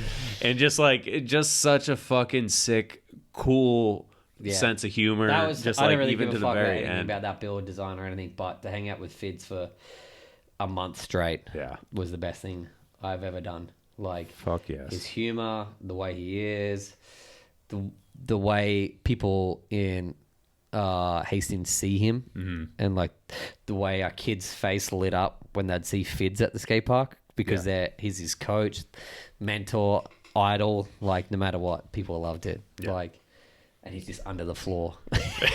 100 Fid sticks. No, a 200-year-old pool floor. Like, get the fuck out of there, Fids. What are you doing under there? Like, Jesus Christ. Like, doesn't give a fuck. No, didn't give a fuck. Not making the 17-year-old do it. No, like too good, man. Yeah, and Ike's no, you missed it. And I'm like, Ike, what the fuck? Like, Ike's way taller and bigger than him, but way taller, definitely skinnier. And I was like, get under the floor. Don't get that old man under there. I'm like dragging him out by his feet and being like, get out of there, Fids. What the fuck? Insane. He's the Damn, best. The best person. Anyone you could ever talk to about Fids was the best. The board right there. Yeah, you have to sign that. Oh yeah, I'll sign it. It's a requirement. It's a requirement. Requirement. What else is there, Dennis? Life, Jason. Builds, yeah. You guys both got separate vans. That's pretty crazy. You guys dock your Same vans. Yep. We docked them the other week, actually. Yeah, I saw that. Yeah. loaded up. I cooked. So how's that going to work? Because she's from the East Coast originally, but she's a kind of a nomad like you. Well, she's from Philly. She lived in Hawaii, and then she was always wanted a van. I was at just buy one, and then I found her one on the East Coast, so she brought it. And then it was meant to stay on the East Coast, and mine was West Coast. And then she had nothing going on. I was like, just drive it out here. So she did. So now we're both out here, just doing whatever, doing this build. She works on the build too. Yeah, I heard Gary said she's out there cutting wood, moving it around. She's part of the whole crew. Yeah, she's part of the crew. So she just hangs out, goes to yoga, and comes back and build. Most afternoons she'll come back and I have a big cut list for her, and she'll just cut it all, and I'll drill it all in and put it all together. That's fucking sick. Yeah. Works nice. What is she? I know she was on that show, but like, what does she do? Like, she's a mariner. Like, so that's like her world. Yeah. Okay. All right. I don't know. Usually she just waits for boat jobs. She could go out on anyone, but she wants the certain ones that are like pay well, a good crew and pay well. Like, has to come down to the crew, because she could go out into some boat. And to be honest, some people, the marine industry is pretty brutal on girls. So she sort of likes to wait for the certain crew or certain job. And she'll just go out for like a month or two and tear up. So, and then I'll probably just go on a trip for 2 months. So it sounds like you guys are on the same wavelength. Like I could fuck off for 2 months and you'll be understanding of that. Which is huge. That's just go make your money. And then you guys get to have freedom after that. Yeah. And then you went and complicated it with that. I know. She always wanted a dog, and she was like, with our lifestyle, I guess we're never going to get a dog. And I was like, if you want a dog, just go get it, and then we'll just work it out after. Yeah. So whatever. Yeah. That's what I was like. Let's just figure it out later. Yeah, that's what exactly I said. You guys will be fine. I was like, we'll figure it out later. I was like, it sucks. It's going to be $5,000 and this whole shit to Australia. A lot of money, but everywhere else is probably not that big. I don't care how much money it costs. The quarantine. That sucks. I think it's a 30-day quarantine unless. But you guys you can leave it here. Yeah. With me. Yeah. I'll take him. Darcy, Dennis's mum loves him. You can't hear it. Oh, shit. I can't. I was going to whisper it to you, but say, I'll leave it if you do the Battle of Hastings team. Ooh, there you go. I can't answer that question, but I'll take the dog while you're gone. You're on it, no matter what. I thought crazy. It's Japan and dog? Yeah. I'm taking your dad. I'm taking one Ennison to Battle of Hastings. All right. He'll kill it. That would be sick. Your younger brother. My younger brother. That's my older brother. Older brother. I was like, I saw you looking a little old when you chipped your tooth. That's all. That did age me. Fucking bow. Oh. Yo, I will say, just, you see somebody's face for so long, and then all of a sudden they have like one thing wrong. You're like, you look like you're suck shit, like Dennis. a bat shit crazy version of yourself. I was hiding my face because every time I talked to everyone, they would just laugh and wouldn't listen to what I was saying. So I was like, all right, well, here we go. You got a flipper still? Yeah. Damn. The thing, you never play with it. I can't even tell. When I had a flipper, it was just fucking. You should have got one after that. You should have got a silver tooth, I reckon. I just contemplated it. Then you could be on my team. We've got all Pirates. Rockstar riders. It's me, you, Chase Hawk, and Ryan Nyquist. Ryan Nyquist. He's not on Rockstar anymore. Oh, yeah, true. You think of a Rockstar rider, you think of Nyquist, though. He has to bring his helmet. Or tell him to put the same helmet on. But yeah, it's all helmet. I do, actually, the source might hear this, but you'd need to bring back the Legends team. Oh, yeah. 100%. Yes. Yeah. You need who gives a fuck. Yeah, it's amazing. Like, it's probably as much as where we might be the highlight of general public, our highlight is the Legends team. That's what I was going to say. I remember the couple years I went when there was a Legend team, you're just like, oh my God, there's Asado. Yep. I think Frymouth was there. That's the only time I met those dudes. Yeah, it was just Frymouth, like, whoa. The year Asado went, we made him rip our sleeves off and we put it around our head. Like, I have lots of videos and photos of Dennis doing that. Yeah. That was the best year because Dennis bet me that I couldn't drink for 6 weeks. Dude, was it only 6 weeks? Yeah. Back then, it seemed like so much longer. Yeah, and I said, deal. And the day that I won the bet was at Battle of Hastings, and they had to pay me in cash on the day, which was pounds, which is the strongest country in the world. So he just gave me his credit card, and I lit it up. I don't remember all that, but all right, we'll roll with it. You were just like, hey, I know I owed you you cash, but here's my card instead. Yeah, maybe I was like, just run it up. Oh man, I'll put one photo out. It's a good one. I remember that night how much he just lined the bar with shots, and Asado's there, and yeah, that was okay. fun. Yeah, that was on your card. No, it wasn't, because I remember being like, dude, he did good at Battle of Hastings, but you just spent all your damn money at the bar tonight. Oh, he's like, I was like, you don't got to buy everyone shots. He's like, I got whatever. What'd you get? First or second? You did good. And I was like, all right, you're going to spend it all tonight then, whatever. I'm not going to hold you back. It was so good. Well, you guys won the year that you were on. I was never on Jason's team. Was I? No. I was always on. You were on. You had Garrett that year because I remember you guys were and you got first street practice or something like that. Because Garrett, different team. No, you were on someone's team. It was my team. 2 years in a row, me and Garrett, Chad, and Alex were on the same team, and then the next year, I was you on guys Pat's were dream team. Yeah. Dream team. Yeah, we got called sandbaggers. I don't know how that happens. Sandbagging the pro contest. Yeah, that was the worst of sandbaggers. Yeah, my bad. You were in Pat's room, so you had Pat on your team. Because the first night, Pat came out with me and he come back to Dennis. I was telling that story, you didn't laugh because you were talking about another story where I go, Jason got me. Then 24 hours later, Pat goes, Jason got me. What is that story? Just destroys people. It was like one night I went out without Pat and I was like, I'm not drinking anymore with Jason. And I told him dude, he fucking got me. He just bought me a bunch of drinks. That was a Thursday night before the event. And so Dennis, I didn't go out with Pat didn't come out, but Dennis came out and we switched roles. We went out and we lit it up with some Grand Electro Club. Yeah, but we switched roles, and the next night, I was like, I'm not going out tonight. And Pat came on and goes, Jason fucking got me. It was the same. We said the same thing. I was like, I told you. He's out. You can't go out in Hastings. Jason will get you. It was at one club where the roof's only a couple inches above your head. It's so savage. I've been stuck in there. Fucking sucks. You just see Jason goes, here, do this. Okay. You used to be that guy. I still am that guy, but jet lagged, you need a couple nights of sleep. Fuck. Yeah. Jason's been there for 2 months or something. You don't even know when you get there. At that point, I wasn't there that long, but it was I don't know how. No, it doesn't matter if you're there that long. This is impressive because it's actually taking him a while. He's looking for a picture. I have a couple of Dennis on this one, but it's different year. I have it on my Snapchat, but Snapchat, Jesus, because it saves everything offline. Because the year that Dennis was with us that year, we went to Montpellier. 2019 was insane. There was all the Pro Cups. Feast Montpellier, we went together. Battle Hastings, we went together. There was 2019 was pre-kid. We used to be good friends, man. I don't know what happened. I don't know what I built his ramp. I built his ramp that year, and after that, gone. Pandemic, and he had a child. Remember, you were building the ramp, and you and Corey you guys are both pretty stressed out on going to South Africa, and I was like, just go, nothing's gonna happen, this shit's all crazy. I didn't see you guys again for 2 years. That was it. Don't worry about it. They just left and they went back to their home countries, and their vans just stayed at my parents' house. Yeah, it was really shit just hit the fan, and I was like, whoa, fucking the band broke up, I guess. But now we're all back. Why does your mom need a pool when you have a pool?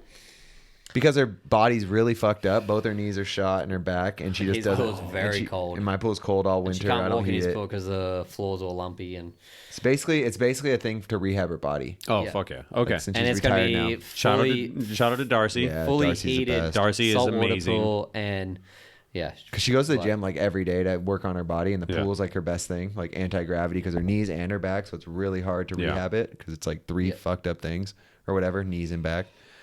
But anyway, so Source Legends team, sorry. Yeah, who would be on it? I think it's hard. I think you'd make Nyquist 100% straight up. You make Nyquist the team captain because he's going to pick some fucking badass dude. Was he a captain, or did he just get picked? Has he ever been? I feel like Nyquist as team captain for the Legends team would end up picking a team that wins the whole thing. That's what I mean. It'd be insane. He would know. He's so good at winning contests, and I had dinner with Nyquist doing his thing recently. He would take it over. That's the only thing I thought of. I was just he is the man. Yeah, I don't think he's been there. I don't think so either. Yeah, that's surprising. Yeah, because he would kill it. But the bull now he would kill it. He would always kill it, but it used to be really small. Now it's more blasty, and he would do really good there. Because when I had dinner with him at the start of the year, I went over to the East Coast before I came out here. And the only person I hit up on the East Coast was Colin McKay and Ryan Nyquist. Because Nyquist is the best human in the world. Legends. Yeah, there you go. True. Easy. That Colin's still is an incredible bike rider. And he's already going to be there. So it's But I reckon all I thought of was when I was building and doing things, I was just like, Nyquist's going to come 720 bar the bowl to bowl. Yeah. You know what I mean? Like, 100%, there's so many things there that, like, if Nyquist had his own team, you'd be like, oh my God, he's going to pick the boys. Yeah. You know? Cameron Birdwell. Yeah, he pulls him out of the Dude, woodwork. I feel like I could, you give me 15 minutes, I'd be like, oh my God. Yeah. Yeah. Darden. I'll text Creasy. Yes. Cam, Darden. Darden would That's the team right there. One more. Cam Birdwell fucking X up crook. You go crazy. Down the fucking rail. Yeah. Oh my God. Darden, Cam, Nyquist, and he needs one more guy. Yeah. Who would he pick? His brother. Yeah. Yeah, I thought about that. Or Doyle. Nyquist is the best. So, like, I have these Or little Doyle's things. cousin, Glenn. Who was that? You get Doyle there for sure. Well, Doyle's been. We got him to usually. Has he? Yeah, he's Doyle's been been. hosting. Yeah. Doyle's been. He tried foofing the thing before That's Tom right. did it. That's right. Giant Didn't foo-foo. he foof that rail? Almost. He opened it up. Yeah. There's a lot. Like, Yeah. I like the legends. Like I said, people come to watch people like Dennis ride. Dennis goes to watch those dudes ride. Exactly. Yeah. Like, it's like- always a geek out fest. It's amazing. Yeah. It's so cool. So Yeah. So seeing that they Asado gave ride, Paris we're a like- team. Like, Asado that year was like. It was like watching Metro Jam in real time. Like when he was like Canadian. To be honest, a legends person that would probably beat everyone and kill it is Clint Miller. Fuck. Clint are would so probably right. beat all 100. of us. Like, watching Clint Miller ride his own ramp, you're just like, God damn it, I got some good time in my years. You know, like, I think Clint's 40s, every year he has a video and he He's does 50. He does 50 tricks. Yeah. Type in Clint Miller, like, every year he does a new video. And he tries to do that many tricks in the video. And I'm like, oh my God. Like, Spelled his name wrong, but it's got to be... I thought it was I don't want to insult him if I say... 49th is there, and Yeah. that was... 2000. 2 years ago, Yeah. So Yeah. I mean, this is. I saw it. I bet you it's insane. Like, I went hitting and rails, I went and rode like- his house. Dude, his house is and so he sick. and he was riding and he was like 49, like, and he would probably destroy Bala Hastings. And his house is like insane. Like, Is he Brisbane? yep, Brizzy. Brisbane. Yeah, about 40 minutes south of where I grew up. So when I And this is every day for Clint. If he's not a little injured or like just have something like little, he rides like this every day. He gets Yeah. like all these tricks, like, and he's so dialed. That's what I was gonna say. Is like when I was there, it was he rode and he rode him. From my opinion, amazing. And he's Yeah. like, "Oh yeah, I haven't ridden in like a week and a half, and I get surgery 2 days from now." Yeah, And he that's was what like, he "You had to told get me, yeah. ankle surgery," and I'm like, "What the fuck? Like you're Dude. hurt? You're hurt right now? Like you need surgery, and you're killing it. Like, Yeah. so Even Clint as a Legends team, you know, like yeah." he is like, oh Jesus, Yeah, Clint. I mean, Yeah. dude, throw Clint on the team too. Yeah. Like that would be it. Like that. 2 Australians, 3 Americans. yeah, Good to go. Like Oh, Creasy's got some things to think about before he gets captains going. there you go. Although Dovey did say, I said, "What are you going to do when you win 3 in a row?" He goes, "Oh, I'm not going to put a team together." I was like, "Oh, that's like a really noble and like cool thing to do." He's got a fucking team this year. I was like, "What happened to giving it up this year?" Yeah. He goes, "Yeah, I got a team." I was like, "Who's your team?" He goes, "Daniel Sandoval." I'm breaking it right now. I was like, "So you're going for the win?" I was like, "Sandoval's one of them." I was like, "Oh, you going for the win?" He goes, "Maybe." And I was like, "That's it. I'm making a team called Take Dovey Down Team. I just need these certain riders." Let me see if I can bring it up in here. These certain riders. Oh, he said it too. Oh yeah, it goes. But it says BOH entry. Yeah, let's see if I. There it is. Out down. Yeah.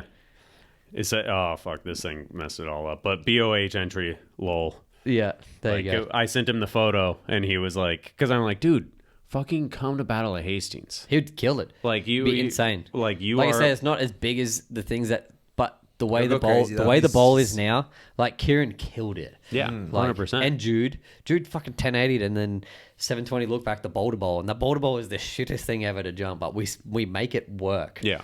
Somehow we make it work every year. Every time I jump it, it might be because I'm getting older. Every time I jump it, every time I land, I'm like, fuck, this hurts my back. It's got that like OB size transition on the landing. I land, I'm like, oh. Even if you land good, you still. I'm like, every year I'm like, fuck, I used to 3 look back this thing. I don't know if I can do it next year. Like, I'm gonna show this right now so I don't have to show all of my text messages. There you go. You might have to cut that out. Albert, please edit this correctly. So, qualified was my response. Yeah. It was. Yeah, that was Dovey's. I'm doing him dirty, so I know the other 2 people, but. Nah, don't do them all. But a little hint. I mean, we're almost 2.5 hours in here, so I think Tom will understand that things. The beer's kicking in. Yeah. So who else is on the team? You're not allowed to say it? I can't remember. I knew one other person, but not going to say it. But my team is like Dennis Anderson. I'll put Nyquist on my team then. Fuck, you should. Put Clint Miller on your team. If Nyquist comes, you have to come. I can't say anything. You know what? Wait. Maybe Dennis is banned from the UK. What have you done? I have an idea. He may have told somebody else yes already. Or I'm a captain. Oh. No, Greasy is not a captain anymore. I'm not building skate park if he's a captain. You can have no event out there. It's funny because I have no idea, so I'm like, whoa, like 3rd dimension. Captain Kook over here. 4th dimension, I guess, is a correct phrase. Beers. Which bike are you bringing? The mountain bike or the BMX bike? We don't know. Kyle here now? We don't even know what we're doing. Kyle's here. It's going to be me and Kyle Carlson on a team. Is that you building the downhill course on the fucking beach? I was about to say, it's you, Kyle, Mike Spinner, and Van Omen. We're just going to be drinking hard at the Crack Rock Hotel across the street. The hardcore drinking team. That'd be a good team. Crack Rock Hotel. The White Rock? Crack Rock? The Crack Rock Hotel. We nicknamed the Crack Rock a long time ago. It's a good hotel. The bed bug thing, I don't know about that. That was just Kevin, I guess. I've always had good experiences at that hotel. The 3rd time I ever seen Kevin. I stayed at that hotel for a month straight. Bed bugs would make you. I was the ultimate local. I like that hotel. Actually, last year I stayed there 5 or 6 weeks throughout the year. That's crazy. Mm-hmm. I love it. I loved it too. I always liked that hotel. We get like 4 free hotels there, like rooms, and I get an Airbnb every year. That's how much. That's how much I don't like it. You don't like it? I don't like it. You don't like Dan Paley coming down the hallways being like, "Who's up?" Fortunately, what do you do with the hotel rooms? I try and give them to other people, like Nora Cup related or something like that. But I'm getting a fucking Airbnb. So, but Airbnbs are for some reason getting more and more expensive there too. So. Good ballet in the weekend. Yeah. Well, I can't take any more Nora Cups.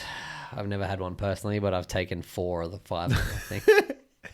Has it been that many? All for Dennis. It's not been 4, though. 3. 3, I think. Maybe. Swampfest and ballet since twice. Wow. I think. One, I dressed up as him. Actually, no, that was great. 2. Yeah, you're welcome. That was fantastic. Which sucks, actually, because I was up for Transition Rider of the Year, and he texted me saying, "Are you here? You need to come backstage." And I was like, "No, I don't want it. I don't want this award." I get backstage. Could you go on for Dennis? I was like, "Fuck." I did it. I fucking did it. I was like, you get butterflies. You're like, damn it, like, dude. This is cool. Like, I'm stoked to win or whatever.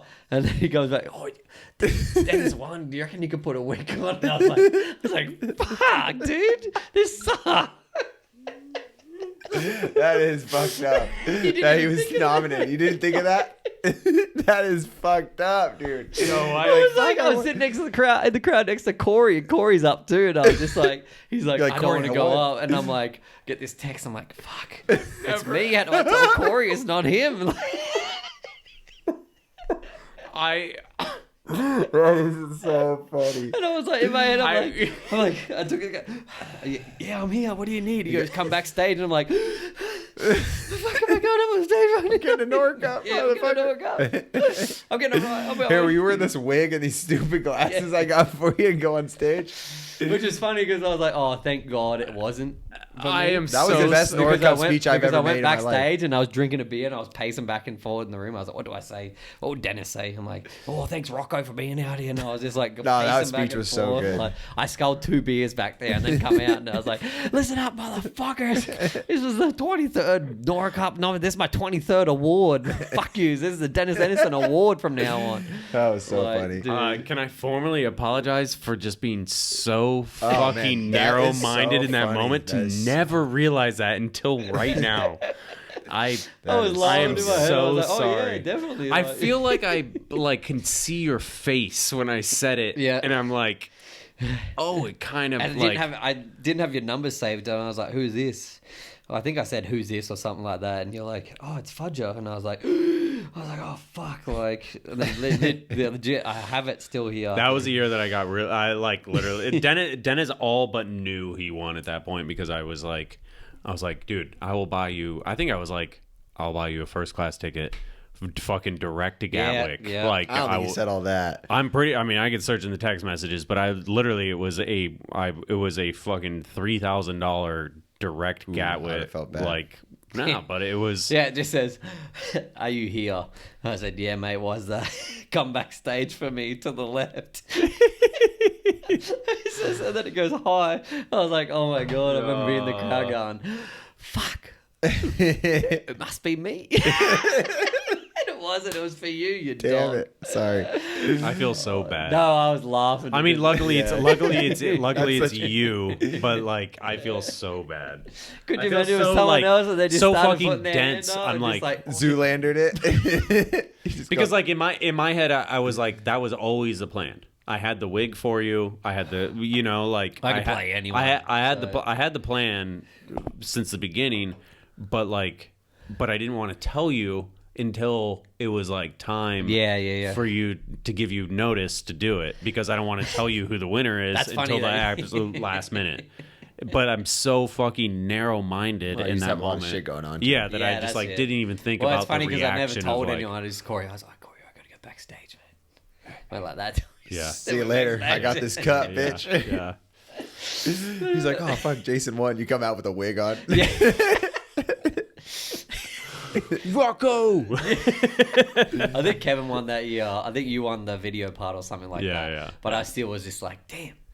Like, holy fuck. Like okay, so it wasn't trans. So you were like, maybe I still got this. No, I don't know. Actually, maybe I can't. Okay, remember, that's funny. But I remember laughing my ass off. I was just so Fudger didn't make you feel like you blew it because you're like, okay, I'm doing video. Because I guess that was it. Because in my head, you weren't up for transition. No. So, but like I was transition writer. I was nominated. I was nominated. Yeah, but like that was video part. Sorry, my bad. It was different. It was a different thing. Yeah. Sorry, it was a different. Yeah, but like I should still. But at the same time, it hadn't come out yet, and I was like.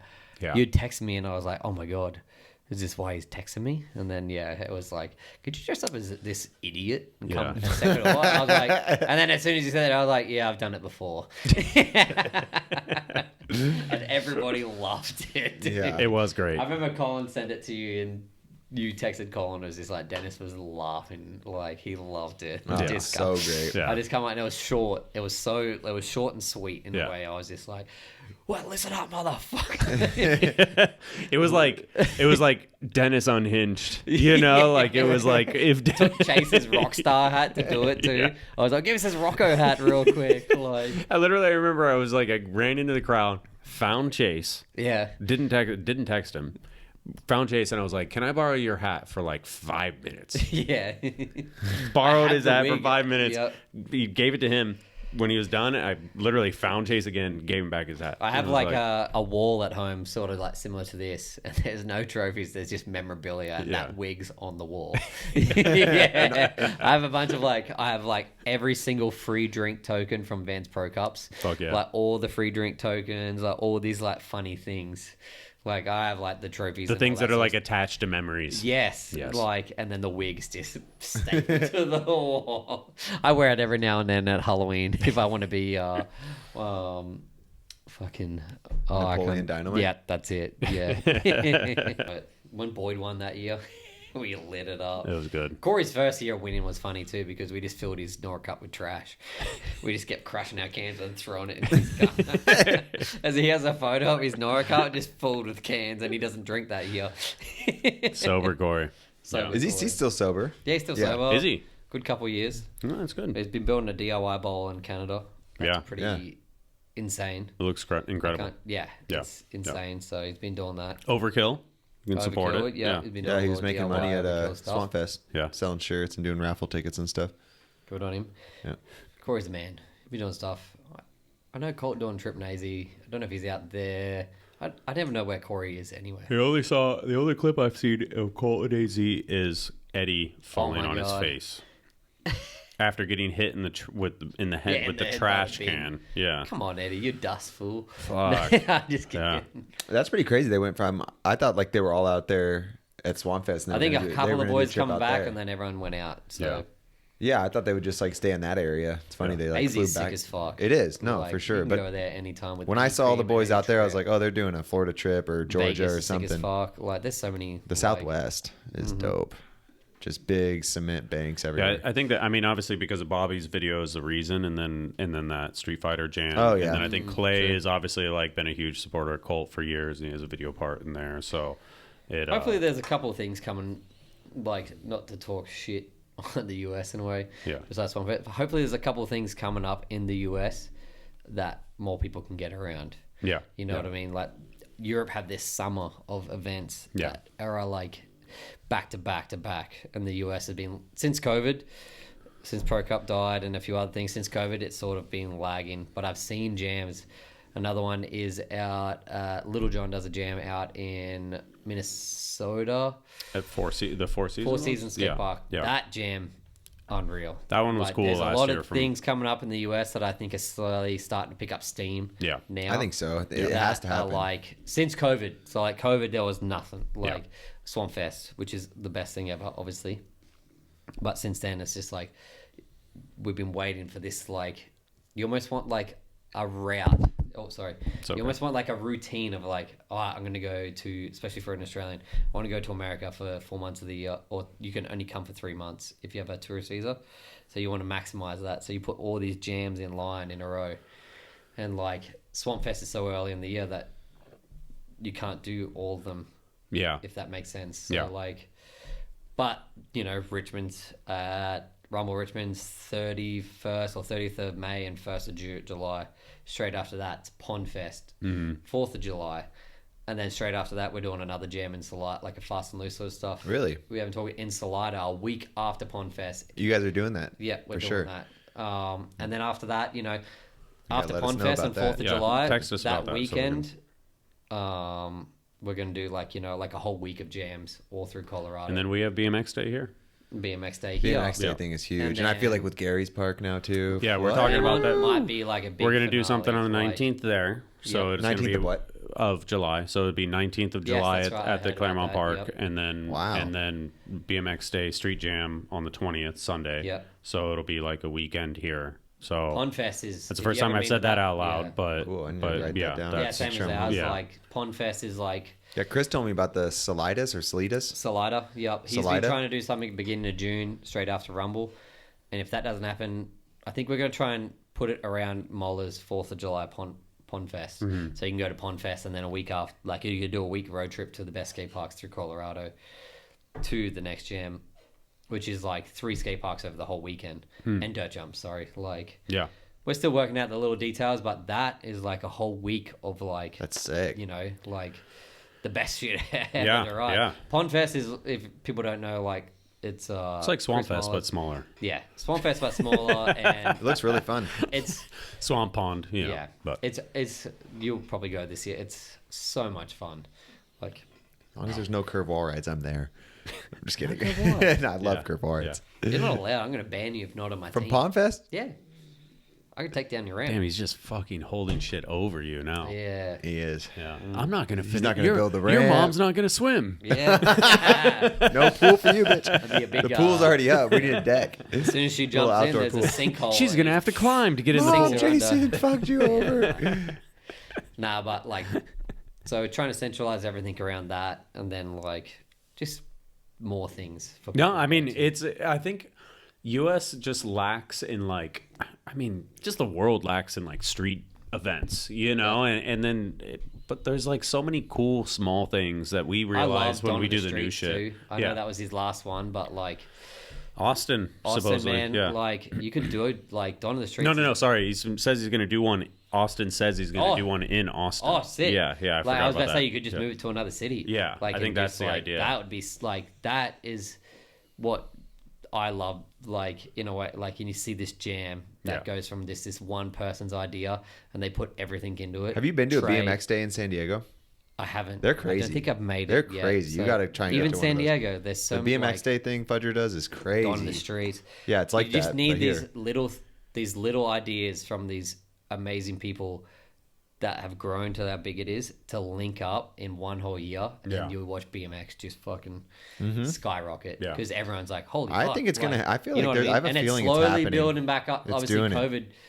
Since that time, everything sort of like has slowly been reset building back up, and then this year you just seen like everyone went to South Africa for Triple Challenge. Dude, it's happening. Ultimate X, Ultimate X, and there was 3 events: bowl, dirt, and you're like, fuck, like, you know, that's what I've always dreamt of of being like, because like BMX to me is always like all 3 of those things, and it's like when it comes down to BMX day, like I've always dreamt of like Friday dirt session, Saturday park session, Sunday street jam. Like that's like always what I've dreamt of BMX day. So everyone can be involved. Yeah, and it's like not like people are stressed out that they need to fucking get there. You know, like they can come to San Diego, and if you come from fucking NorCal or Oregon or Arizona or wherever, it's like it's worth it to be there for 3 days. Yeah, and that's like, and that's the same thing as that Colorado thing. Like Pondfest is starting to build up. To this thing. Of like, if you put a couple things around it, like obviously Richmond's a week, like a couple days before it. Yeah. But so far across the country though. How many people are going to overlap those jams besides like there'll be some savages, for sure. But it's a small group of people that it's gonna. No, 100%. But I mean, like just more. Sorry, that's a month apart. Sorry, apart. Sorry. But I mean, it doesn't matter because it's like the more shit that is going on, it's just the better. And the more people are like, you just like, I know a lot of dudes like we have we're very lucky and unlucky sometimes in Australia, but like the scene is so strong in Australia because we like, it's so hard to go anywhere outside of Australia. It's so expensive, hard to do whatever you like. Australia BMX is like like a pro rider from Australia, there's very few and far between. Like we sort of have to invest in ourselves a lot to go overseas, and if you don't, like most of the time if you don't make it, no one gives a fuck. Like, if that makes sense, we just go back and 90% of the BMX riders in Australia are tradies, like construction workers. So when we have this ACT jam, which is like our Swampfest, Pondfest sort of mixture, street, dirt, like that's some of those dudes that like, you know, not me, Boyd and all that, like that is their holiday. That's their BMX holiday. That's what they've saved up all year. You know, if they don't have a wife or a girlfriend or whatever, like they do their family holiday, that's their holiday. That's their one trip a year. Like same as Swampfest for some people. That is their one trip a year to go and be like 4 or 5 days of riding their bike. Like dudes just break themselves on the dirt jumps. Like, but they love it. Like I talk to dudes like, oh yeah, like they want to know 6 to 8 months in advance when the dates are. So they can tell work. And like you see that side of it, and you're like, obviously I work a lot too, and I see that side, and I'm like, damn, like this is like, and that's where I feel as though some of the jams in the US are getting to, when Mola's like Pondfest, 4th of July. Swampfest is, Trey will probably announce next year's Swampfest in a month or 2. You know what I mean? Like Crandall's Rumble in Richmond was at least 6 months, because then you get these dudes that are like love BMX. Can finally be like, oh my god, this is like right near me. I can be like, destination. I'm gonna fucking give myself 4 days out of 354 days of the, like, you know, 364 days of the year, whatever it is. I'm gonna give myself 4 days out of that to go ride my bike and hang out with BMX riders for those 4 days. And you see that in people, and you're finally getting to see that with people like Swampfest. That's a whole week. That's gonna be more than a week the time you drive there, and like, I see people like, you know, I follow a lot of dudes that are like, They're not big time dudes, and you see them road tripping there for weeks, and you're like, oh my god, you know they're going to Swampfest. yeah. But you know those dudes also work every day to do that. Yeah, like, it's just not on a whim for sure. Yeah, like it's sick. And I feel as though the US with events and stuff is slow. They're getting back to that. I think it's because we had like the hugest, craziest events for so long. These corporate, like wild, dude, all of them, those corporate the biggest ones. And now it's like, let's just fucking take it back over again. Yeah, and now those corporate ones are all gone. It needs to be taken back X Games, which no one really fucking. Well, it's X Games anyway. Podcast brought to you by X Games. Yeah, and it's sick to see everyone putting the time away. All those people that I see put the time away not for X Games, but for those core events.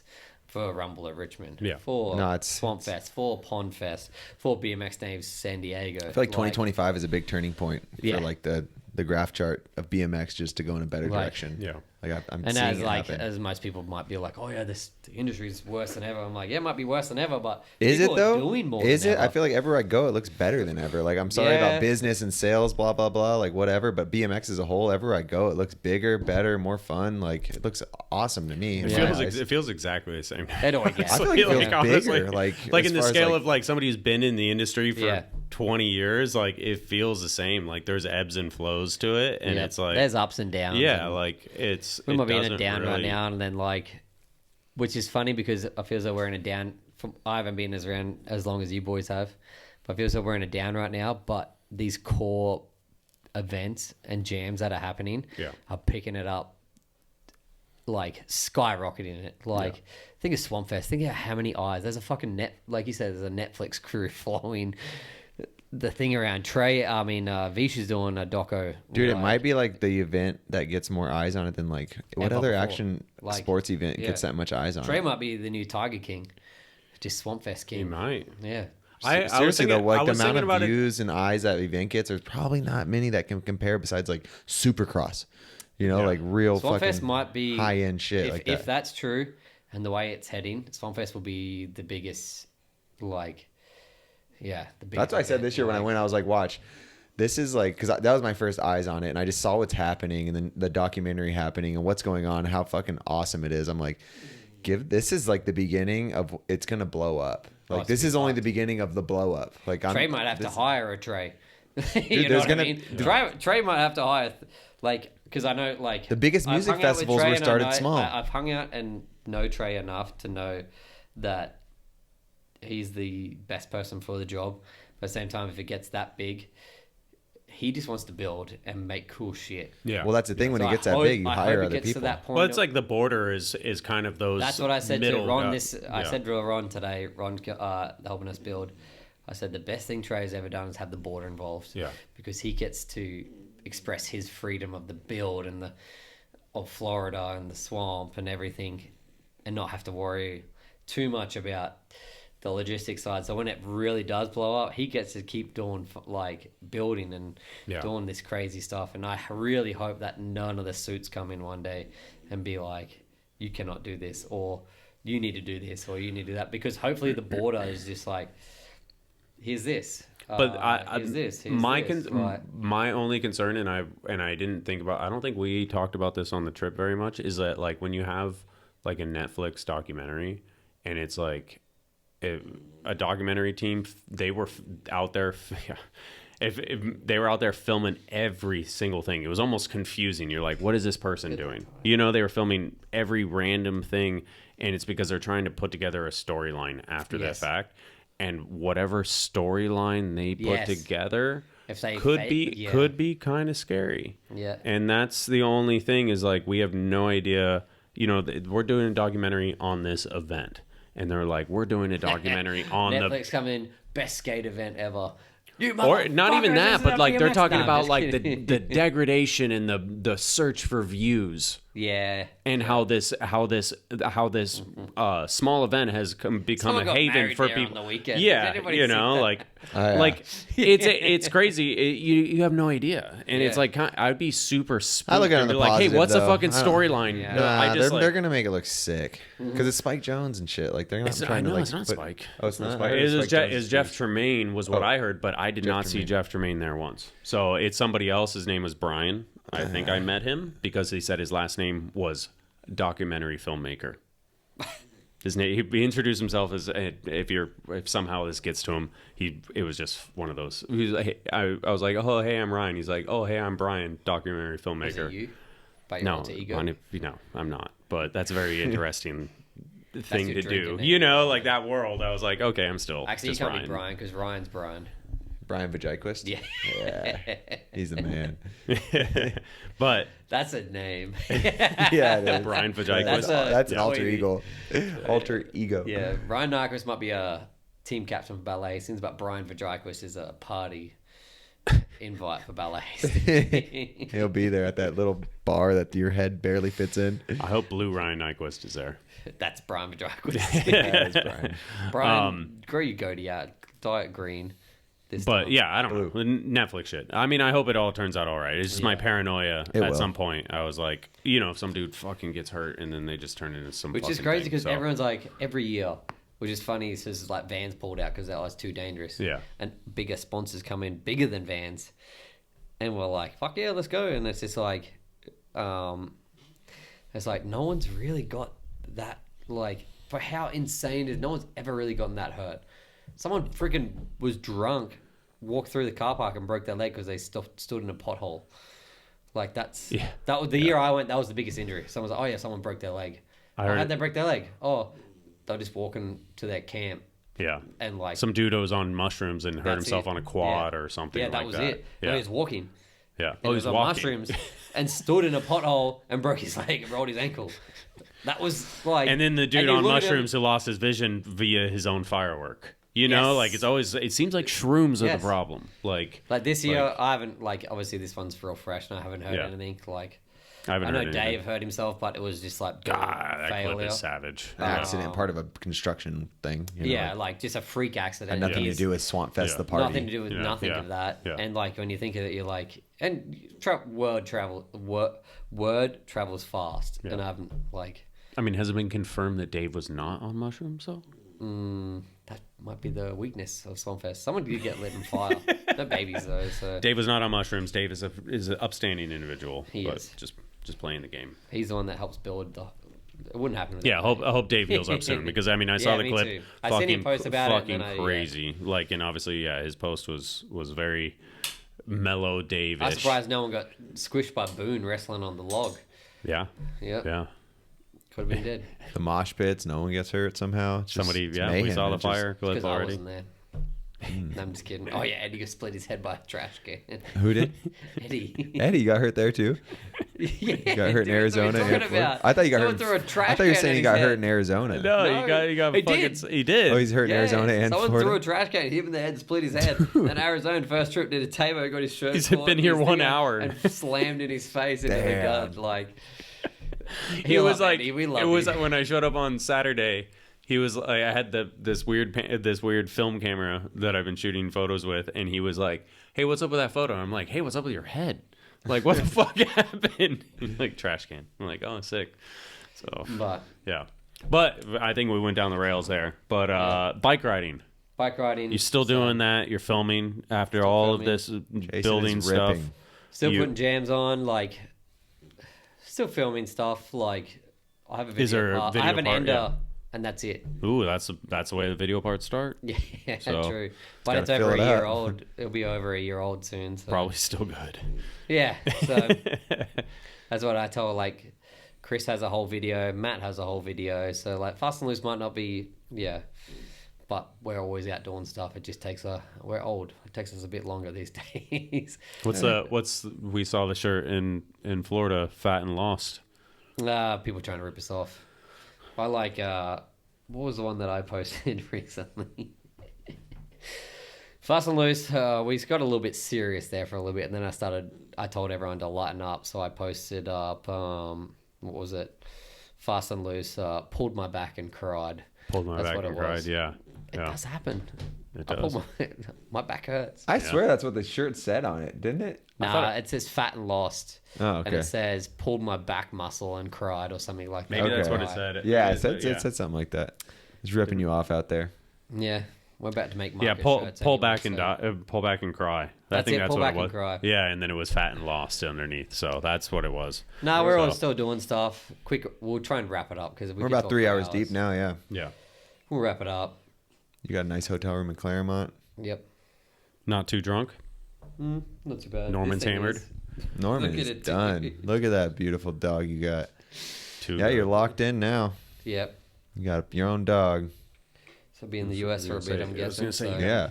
You got to move the Dales and Norman stars. Norman shines. But yeah, Jason, thank you for everything you do. Right. I love hanging out with you. I love talking to you. I love that you're back in America. That's good. We get to hang out. I love that you're building San Diego the sickest ramp fucking ever.